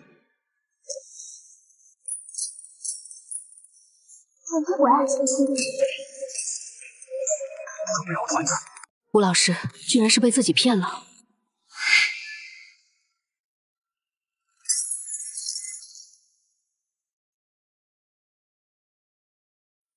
吴老师，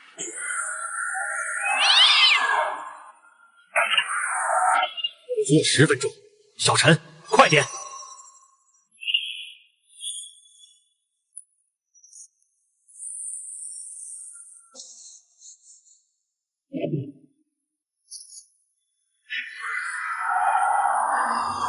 可以出去了。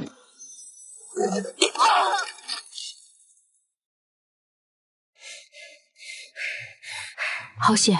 我们担了这么大的危险，希望你找出来的东西有价值吧。果然是这样。这是谁？陈志远吗？这个孩子是王素和王丽君亲生的孩子，也是杀了我们和王家满门的凶手。你怎么知道？在回答这个问题之前，我先和你们解释一下，为什么尸体还存在，但我们却没有死。每次循环都有个既定的规则，就是一切物品都会刷新，即使被杀，下一次循环开始，我们仍然会被刷新出来。过去的从未逝去，每一个结束的循环就是这句话里的过去。你们有没有注意到，还有一个人也参与了这个循环？那位一直被当成 NPC 的维修工。我觉得我们的循环规律是跟随发生命案的3间屋子上的日历在往前推，而维修工则一直被困在6月6号到7号的夜里，他杀了王家3户的那一夜。怪不得他会从电梯出来，那是他藏尸的地方。他为什么要杀掉自己的父母和异性弟妹？因为这所公寓的诅咒。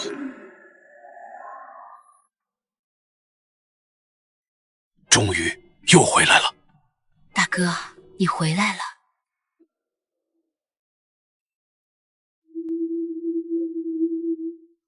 儿子，你终于回来了。婆婆呢？老太太已经去世了。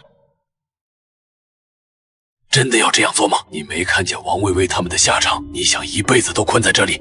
就是，别忘了那对夫妇把你关在地下室10几年啊。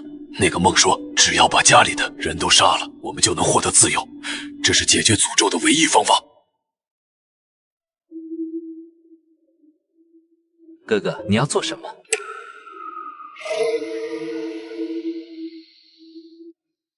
王丽君在信上写了，哪怕我们的家族只剩下了一个人，这个诅咒也永远不会结束。只要王家还活着一个人，我们就会一直被困，必须杀掉那个维修工。下次循环谁来动手？我来。下次循环一开始，我来动手。他杀掉的是活人，你不是。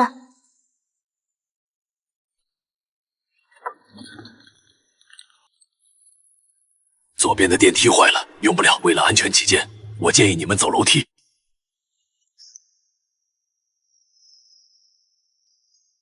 谢谢，再见。走。我们不从大门走吗？从电梯走。可是电梯里不是有鬼吗？诅咒结束，那些异化的鬼魂不是消失，就是在解除束缚后自行离开。不过维修工最后一句话很奇怪，再见，难道还会再见面？别想太多。这一次的狱一直给我的感觉都很奇怪，为什么到最后我们也没能推理出最后的真相？是啊，吉祥月，王家村之前发生了什么？和这片土地绑定的诅咒源头又是什么？一代又一代的近亲结婚，到底是因为诅咒，还是王家刻意为之？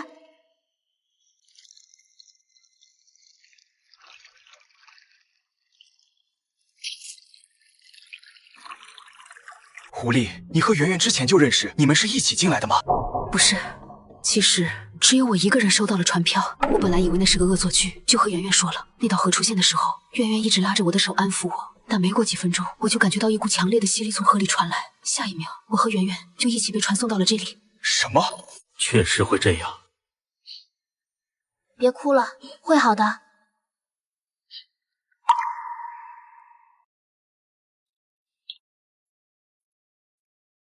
陈吉，你最好祈祷在现实里不会碰见我。我又哪里惹到他了？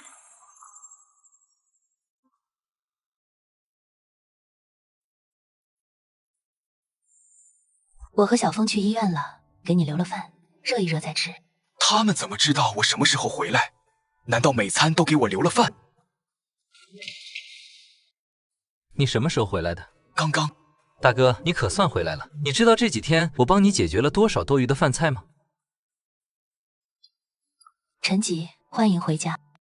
虽然我不知道你这次的狱到底发生了什么，但我确实没遇到过这样的狱，我认识的入狱者里也没有。看来这的确很反常。你既然已经通关，就不可能再回去了。知不知道剩下的线索没有意义？简单来说，上次狱的未解谜题已经和你没有关系了。也是。走，陪我打会游戏去。于姐呢？在工作。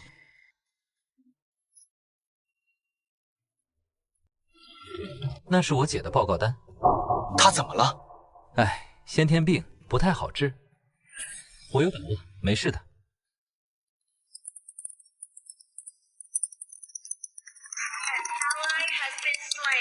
玩家打也不会玩。队友没意志怎么？兄弟，你有点菜。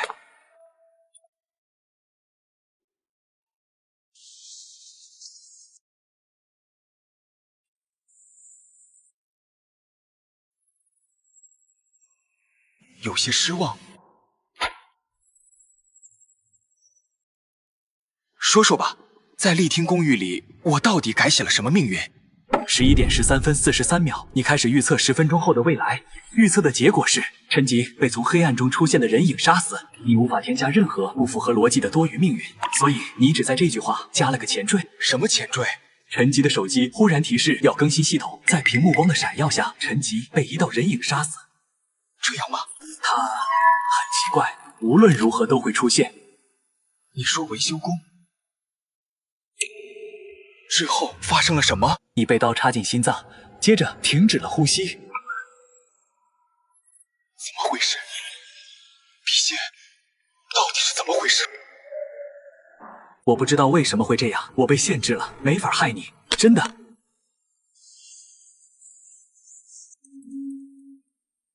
不用害怕，现在告诉我，我被维修工杀死之后发生了什么？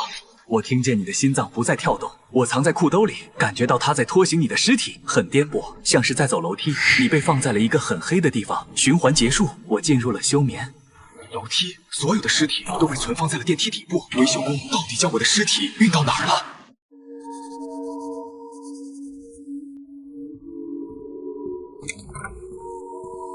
快递员送来了一封信，收信人是你的名字。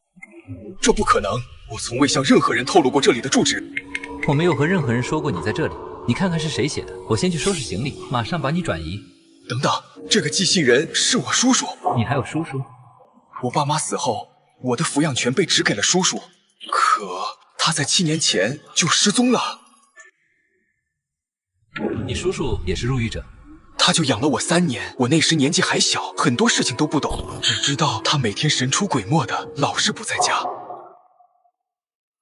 抱歉，我不辞而别。我没想到这次的狱会持续整整7年。回来之后，我才看见新闻，说你因为弑母被捕。我可以非常明确的告诉你，你妈妈10年前就已经死了。无论他们怎么骗你，都不要信。乌苏说他看见你在玉河上漂流，我不知道你是第几次禁狱，对此了解多少？时间太短，我还要去完成一件非常重要的事，不能和你说太多。但是要记住以下几点：一，如果你在狱里看见鬼物，能拿必拿，狱的难度会越来越高，到最后近乎无解。2，不要只是追求活下去，想办法成为那个找到生律的人，必须赢得鬼宿的认可，获得28种印记之一。3，获得印记只是开始。4，印记的进化能带动鬼物质变，受到狱的限制，我无法直接告诉你原因。等我回去，过段时间乌苏会去找你。另外，这个网址有更多信息。这一个狱持续了整整7年，和你叔叔比起来，我就是个新兵蛋子。等等，乌苏是谁？他爱喝的酒吗？好像是个人名，我不认识。那他怎么知道你在狱上漂流？我不知道，每一次离开狱，我都会专门留意一下，但没看见有别的周啊。这几次入狱，有谁跟你一起出来吗？第1次入狱，就你和丁香跟我一起逃出来。丁香是个画家，很年轻，只进过2次狱，应该不是他。那第2次呢？都有谁？左世明、狐狸、菲儿。那个菲儿是不是特别矮，穿一身很华丽的裙子，性格古怪，有时候很狂躁？应该是吧，不过我感觉他人挺好的，脾气不大。你认识他？那你觉得他是不是信里提到的乌苏？不可能，菲儿是我姐的病人，她有自闭症。你是在玩梗，还是说他真有那种自闭性谱系障碍？就是病理性的那种，要不然他来找我姐干嘛？我还真不知道他也是入狱者。可能我姐知晓，但她从来不对外透露客户的隐私。其实菲尔人挺好的，他救过我的命，他对谁说话都比较直，那也是因为自闭症的原因，不怨他。或许吧，他家离我家挺近的，我把他喊过来，当面问问他认不认识乌苏。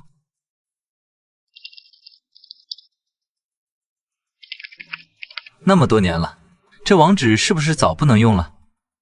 我怎么从来没听说过这个论坛？这个论坛早就停止使用了。最后一条帖子是在2077年12月发出的。这个帖子有点古怪，这比几百回复的帖子浏览量都多。这帖子点不开，算了，先看看贴吧，其他加精帖。玉的难度等级由低至高 ，E 到 A， 你的1到3次玉难度在 E 到 C 中不等。通常情况下，鬼不会超过2个。生路较为简单直接，队友为新人的概率较低。3到9次玉难度越升，生路复杂，不可能再出现 C 级以下玉，通常为 C 到 A，A 级概率小。9到12次玉。极少数人能达到此区间，本属不才也是其中一位。难度极高 ，B 到 A 之间 ，A 级概率大，能遇到的鬼物能力也越强。越往后，2次遇的间隔时间越长。这个论坛信息很有用，可惜很多帖子都点不开了。菲儿来了，木鱼姐姐，怎么是你们2个？先不说这个，你那声音是怎么回事？不好意思哈，之前骗了你，我姐今天没有安排咨询。你也是木鱼姐姐的客户吗？不是，我先和杜庭风认识的。这样啊，有事找我。你有没有听过乌苏这个名字？没听过。菲儿很强吗？你是想把论坛和信都给他看看吧。你先看看这个。尾速是什么？玉盒里那28尊巨像，钢笔告诉我，我手上的那个印记是绵水眼，那是28星宿之一。原来我身上的印记叫为火虎，是东方青龙7宿之一。你们说的印记是不是在玉盒时巨像留下的？28星宿中有2只鸟类，不知道你这只是微月燕还是闭月乌。看来下次我们可以一起进狱执行任务了。尽力找出生路，才能获得那些鬼宿的认可，然后升级印记。好了，出来够久了，我要回去了。木鱼姐姐呢？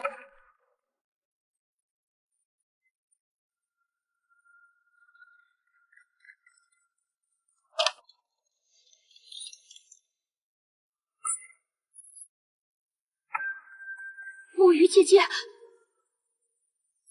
怎么会这样？你去车库把车启动，我和菲儿把于姐运过去。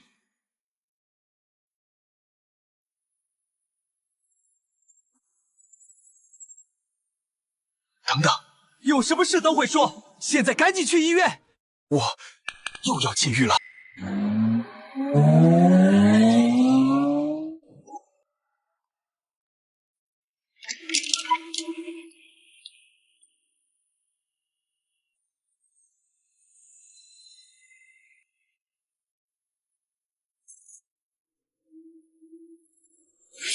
这次人这么多吗？这次的狱怎么这么像印度？这么多人，鬼物概率高。金姐派下来的任务，铁定得完成。正好，咱们去那边看看。阿明，你等等我。秦姐，唐琴让他们来取走别人的鬼物，还是这片狱里产生的无主鬼物？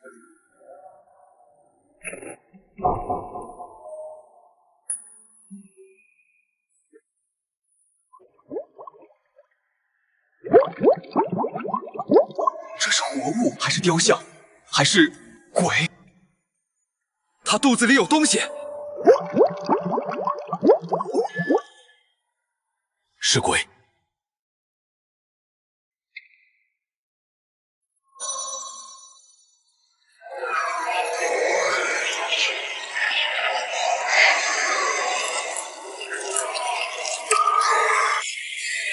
在广场就是死路一条。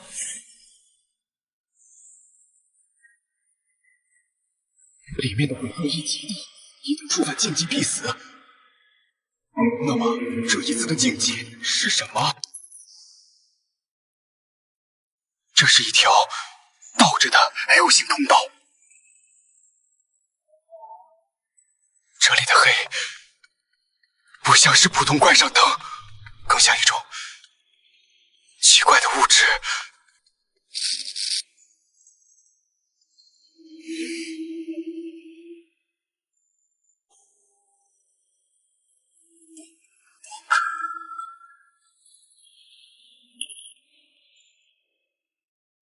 我明白了，在黑暗中，鬼同样也失去了视力，所以他凭借声音来找寻目标。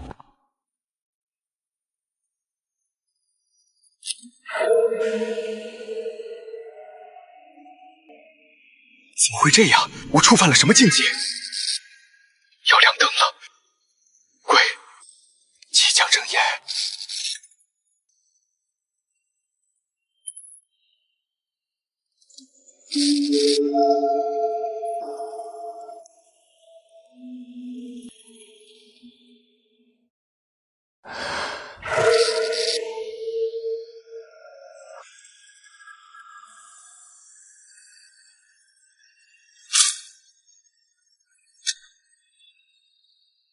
第一条规则有了：灯灭，鬼在地面，视力为零；听力加强，灯亮，鬼在头顶，视力重现，听力消失。可是他为什么只杀暴露在外面的入狱者，对躲在家具后面的人视而不见？第二条规则就是灯亮时不能观测到鬼。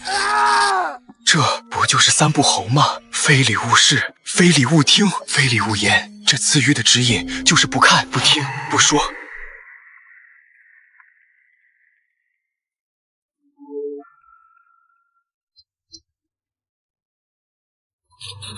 是陈吉。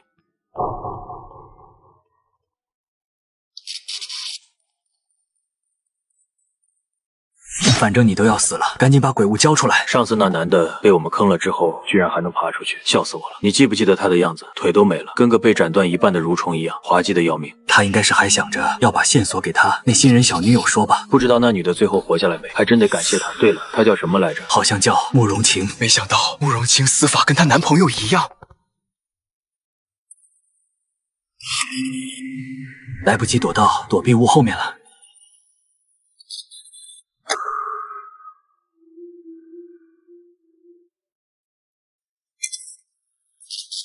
我们的鬼物指南针可以和任意生物交换位置，如果对方是人的话，代价就是身体器官会随机换位，持续2个小时。这灯闪得那么快，不出10秒就会亮，得赶快找到躲避物。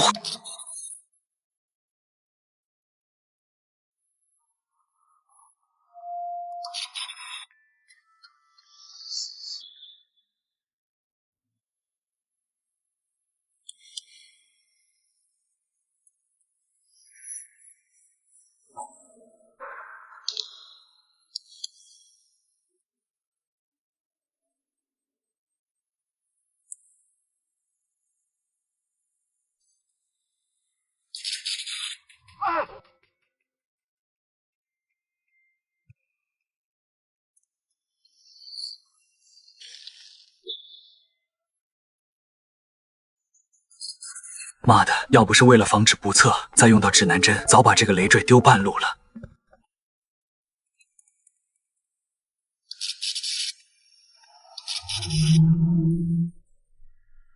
恒哥，我的眼睛突然看不见了，这下怎么办？恒哥，你为什么不说话？恒哥，哥会带你出去的，别吵。恒哥，又怎么了？恒哥，你为什么一直在摸我的头？完了，不能被猕猴看见。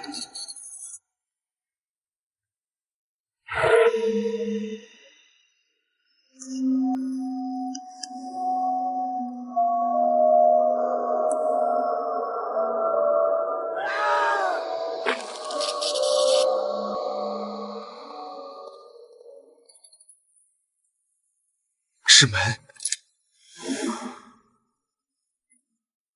不看这个阶段已经完成了，接下来是到了不听的阶段啊！这是儿童乐园。你是第6个。你是拳击手张文义。是他。你好，我叫赵勋，叫我小陈就可以。我们一起讨论一下接下来该怎么找生路吧。这次的指引大家都应该已经猜到，不看、不听、不言。什么是指引？又是个新人。那只猕猴呢？你什么时候来的？我叫王小明，刚才喊了你们好几声，你们都没反应。我们刚才什么都没听见。我存在感有些低。颜渊，三哥，我就知道你会在下面等我。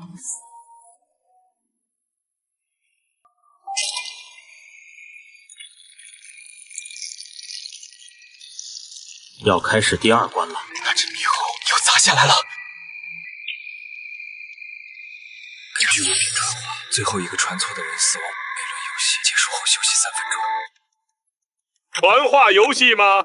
请各位玩家根据顺序从前到后排好队，后不要乱动，等待第一个人读出白板上的话传到最后。注意，游戏过程中不可随意移动。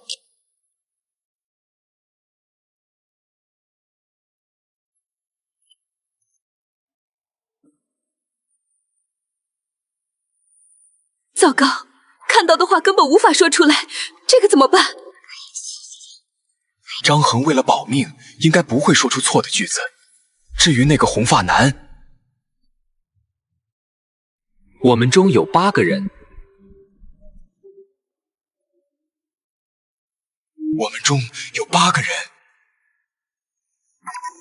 这句话根本不符合逻辑，果然被篡改了。可是真正的话到底是什么？我们中有一个鬼。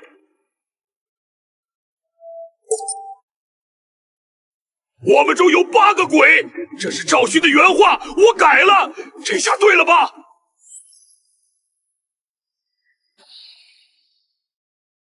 这就是传错话的代价。你是不是篡改句子了？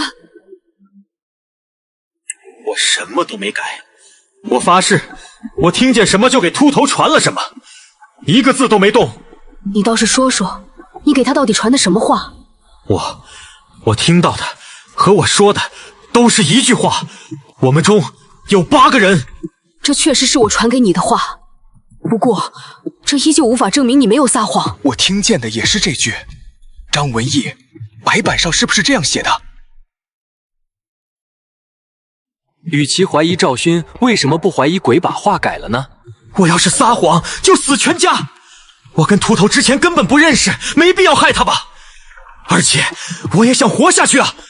秃头要是说对了，游戏就结束了，我费这劲干嘛？可我们现在一个鬼也没看见。各位，我们现在还剩几个人？6个。是7个。那谁？王小明呢？我在这儿，看着我。小明，你那是鬼屋的副作用吧？重点是找出生路。你们现在自己数一数，我们到底有多少人？1、2、3、6、7、8，怎么会有8个？怎么还真有8个？看看有没有谁的眼睛是闭着的。张文义出现了2次。不对，我看每个人都有时候睁着，有时候闭着。难道秃子说对了，真有8个鬼？这样，等下轮游戏时，前面传话的人微微侧身，让后面的人看清楚他有没有闭眼。小心张衡，不要透露自己的鬼物。我根本不想要这个鬼物。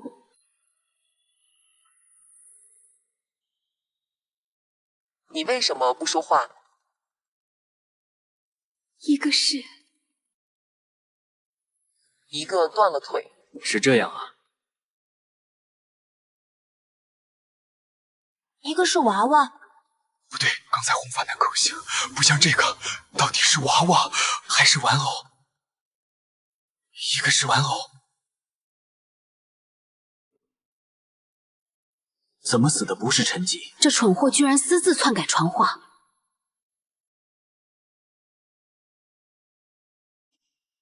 这就是你们说的鬼物？张文义，这不是你一个新人能拿的东西。张文义，把这个给我们。这个鬼物我到手就是我的了，不服可以来抢。好了，赶紧站位，第3轮游戏开始了。奇怪，上回白板写的是我们中有8个人，一个是玩偶，鬼输出的话却是我们中有8个鬼，一个断了腿，其中有什么关联吗？早知道上一轮结束游戏了，陈吉肯定会想办法篡改的。一个没了手，这根本就是鬼话。一个孩子，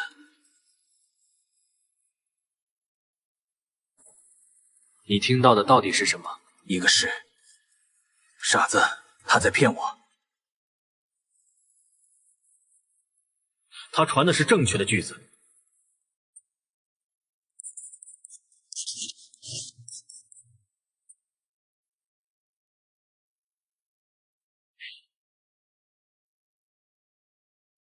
还有3个是哑巴，还有3个没脑袋，还有3个是哑巴，还有3个是哑巴，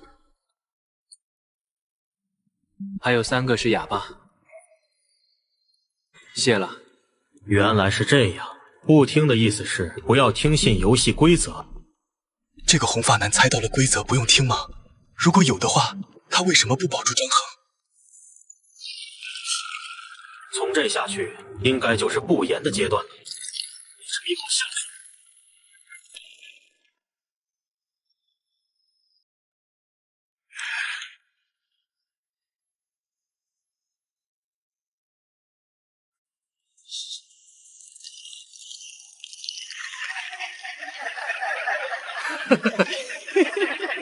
我们中有8个鬼，一个没了腿。我们中有8个鬼，一个没了腿。别急，让我想想怎么办。张文义，你身上有没有针线之类的东西？救水也行。嘿嘿，阿爸，好玩，一个玩偶。嘿嘿，这好像是鬼物玩偶，将作用对象限制为玩偶，持续时间10分钟，代价就是使用者陷入痴呆状态半个小时，期间无任何自理和意识能力。云渊他们想出办法了，可我们没法复制。咬断舌头。有8个鬼，一个没了手，还有3个。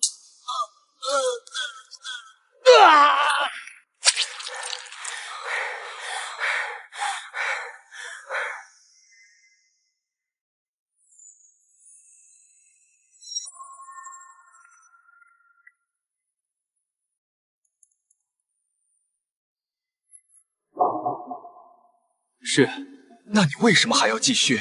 很简单，张恒必须死。你们不是一伙的吗？不是一个部门。你不是唐琴的人吗？不是，但他的确是我上级。好了，免费回答结束。你要想知道更多，可以出去之后再联系我。我是百货公司的运营部副主管许三道。难道那个帖子说的就是小新百货公司？没想到这个组织运行了这么长时间。我要走了，还有什么要问的吗？那个娃娃是你的吗？公司财产，不过现在归我长期持有。我可以看看吗？我没见过几个鬼物。别想对我使用，不然你可要痴傻半小时。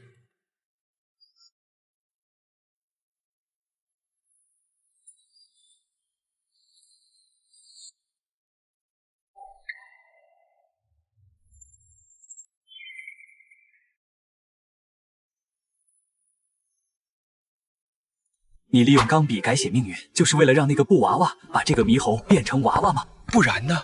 只要胆子大，猴子也能带回家。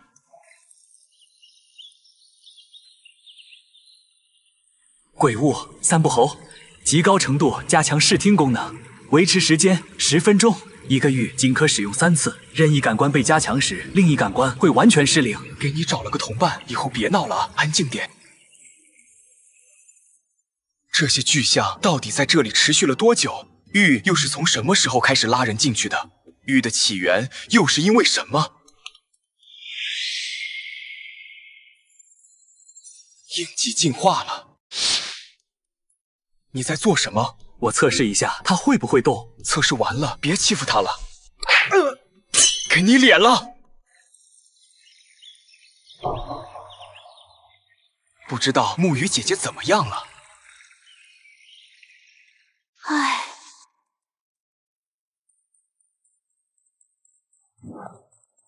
木鱼姐怎么样？木鱼姐姐脑袋里有颗肿瘤，很久以前就有了。杜听风去找医生商量治疗方案了。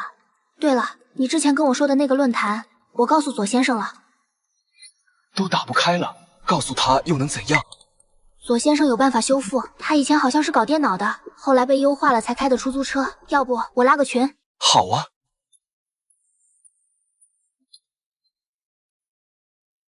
你还好吧？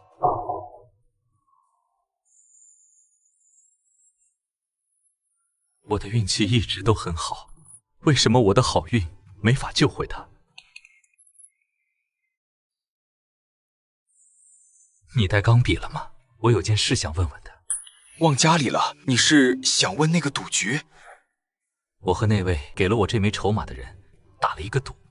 你的意思是在那种鬼怪世界里，有人没有任何原因的送了你一个能提高运气的道具，他有什么目的？我不知道，他只和我打了个赌，筹码是押金。小风，这一听就是骗子，你接受了他的赌局，最后说不定连生命都会失去。你怎么这么糊涂？我知道，但我一定会接受他的赌局。他说他要和我赌这枚筹码的数值到底能不能到达无限。如果能，我最重要的人就能活下来；如果不能，就是我的性命。那人是谁 ？NPC 还是入狱者？我不清楚，我只知道他是一个戴着面具的荷官。你连他是谁都不知道，就这么轻易的答应了那个赌局？你就没想过那个给你筹码的人有可能是鬼吗？我不在乎，我只要我姐能活。怎么才能让这枚筹码的数值达到无限？你有头绪？进化这个印记，你怎么能确定？我不确定，但只要有一丝希望，我就要赌。所以从现在开始，不管是你和菲儿谁要禁欲，我都要去。好，我们以后尽量结伴禁欲，以后难免会碰见百货公司的人。小朋友，你是不是走错门了？请问陈吉是住在这儿吗？叔叔在信上说，过段时间乌苏会来找我。难道你就是乌苏？是我。你是谁？我就是陈吉。哦，堂哥，能先让我进屋不？叔叔的儿子，叔叔什么时候结婚的？我怎么不知道？你刚才说啥？能让我先进屋不？我都在外面坐半天了。前俩字。堂哥，你是我叔的儿子，亲生的。你妈妈是谁？陈月潭。乌苏，你上过学吗？没有。好吧，你记住，陈月潭是你的爸爸，以后别再说错了。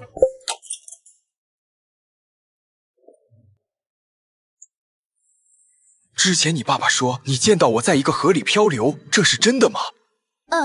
什么时候看到的？几天之前，我和爸爸搬家了，在新家的第一个晚上我才看见。我躺在床上，就看见你和几个人坐在一个船上漂流，还往河里扔垃圾。躺在床上看见？你是说做梦？不是，我看得很清楚，哥哥你在河里漂流，还有2个姐姐，一个叔叔。触感温热，和普通孩子没什么不同。有人来了。谁家小孩？他是乌苏。你爸爸妈妈没跟着一起来吗？爸爸走了，我没有妈妈。乌苏，你妈妈去世了，这么大的事，你怎么一句也不提？不是你说陈月潭现在是我爸爸了吗？那我当然没妈了。等等，乌苏，你几岁？6岁。我叔叔7年前就去狱里了。乌苏，你之前亲身去过那条河吗？你说的就是玉河吗？我和爸爸先从渡口出来，再坐船过了那条河。你在哪出生？之前在哪生活？乌苏不属于现实世界。狱里面的人能出来吗？你叔叔他和谁生了这个孩子？我困了。你等会儿，哥哥还有件事想问你，你的妈妈到底是谁？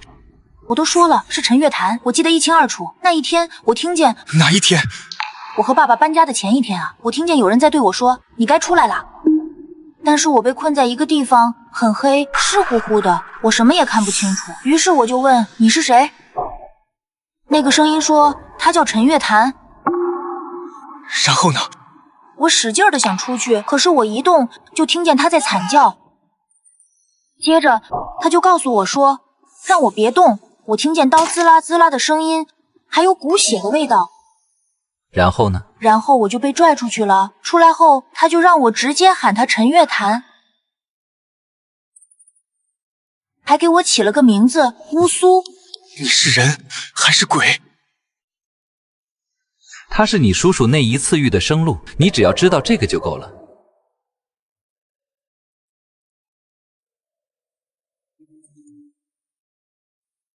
你和我一起去。行。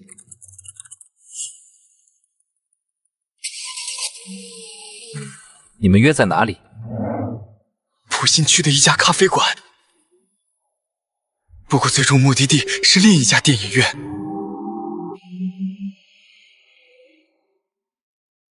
到时候得麻烦你在旁边帮我看着。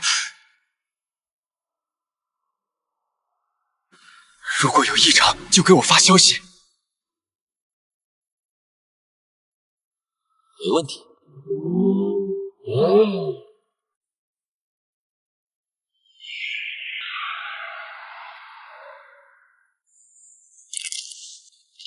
有必要吗？目的地换来换去，害我在咖啡厅等你老半天。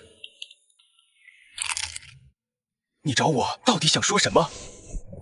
这是公司内部的鬼物清单，发现了吧？这些鬼物最高也就是 B 级。不是我不透露更高等级的鬼物，而是我有权限查阅的资料表里根本没有。只有公司的高层才有权利持有 A 级甚至超 A 级鬼物，因为只有 A 级往上的鬼物才有进化为幽界的可能。幽界是什么？是鬼宿印记进化到第3颗星和第4颗星之间时才会随机出现的能力。幽界象域又不是域，是将一种鬼物和自身完全绑定之后，借用鬼物的能力形成的一小片空间，就像是你在做梦，但是这个梦的规则由你来定。这有什么用？你就没有想过，精神病院里怎么会出现一只鬼吗？幽界可以在现实里使用。唐琴已经进化到第3颗星了，他有幽界？这倒没有，所以他才会这么想要抓到你。为什么？唐琴不知道从哪儿弄到一份绝密档案，他看完之后才忽然展开对你的抓捕行动。这个行动高层中只有他的老师知道，但他的老师具体对此是什么态度，我就不清楚了。唐琴的目的很有可能是事成之后想向上邀功，晋升后换取 A 级鬼物的使用权，以此开启幽界。那个顶替你妈妈的鬼也不属于他，根源应该是他老师的幽界。为什么和我说这些？因为我是一个没有道德感的人，我为公司做事，但我没有必要对他们忠诚，而且我也想开启幽界啊。你想取代唐琴？所以，我们来谈谈合作吧。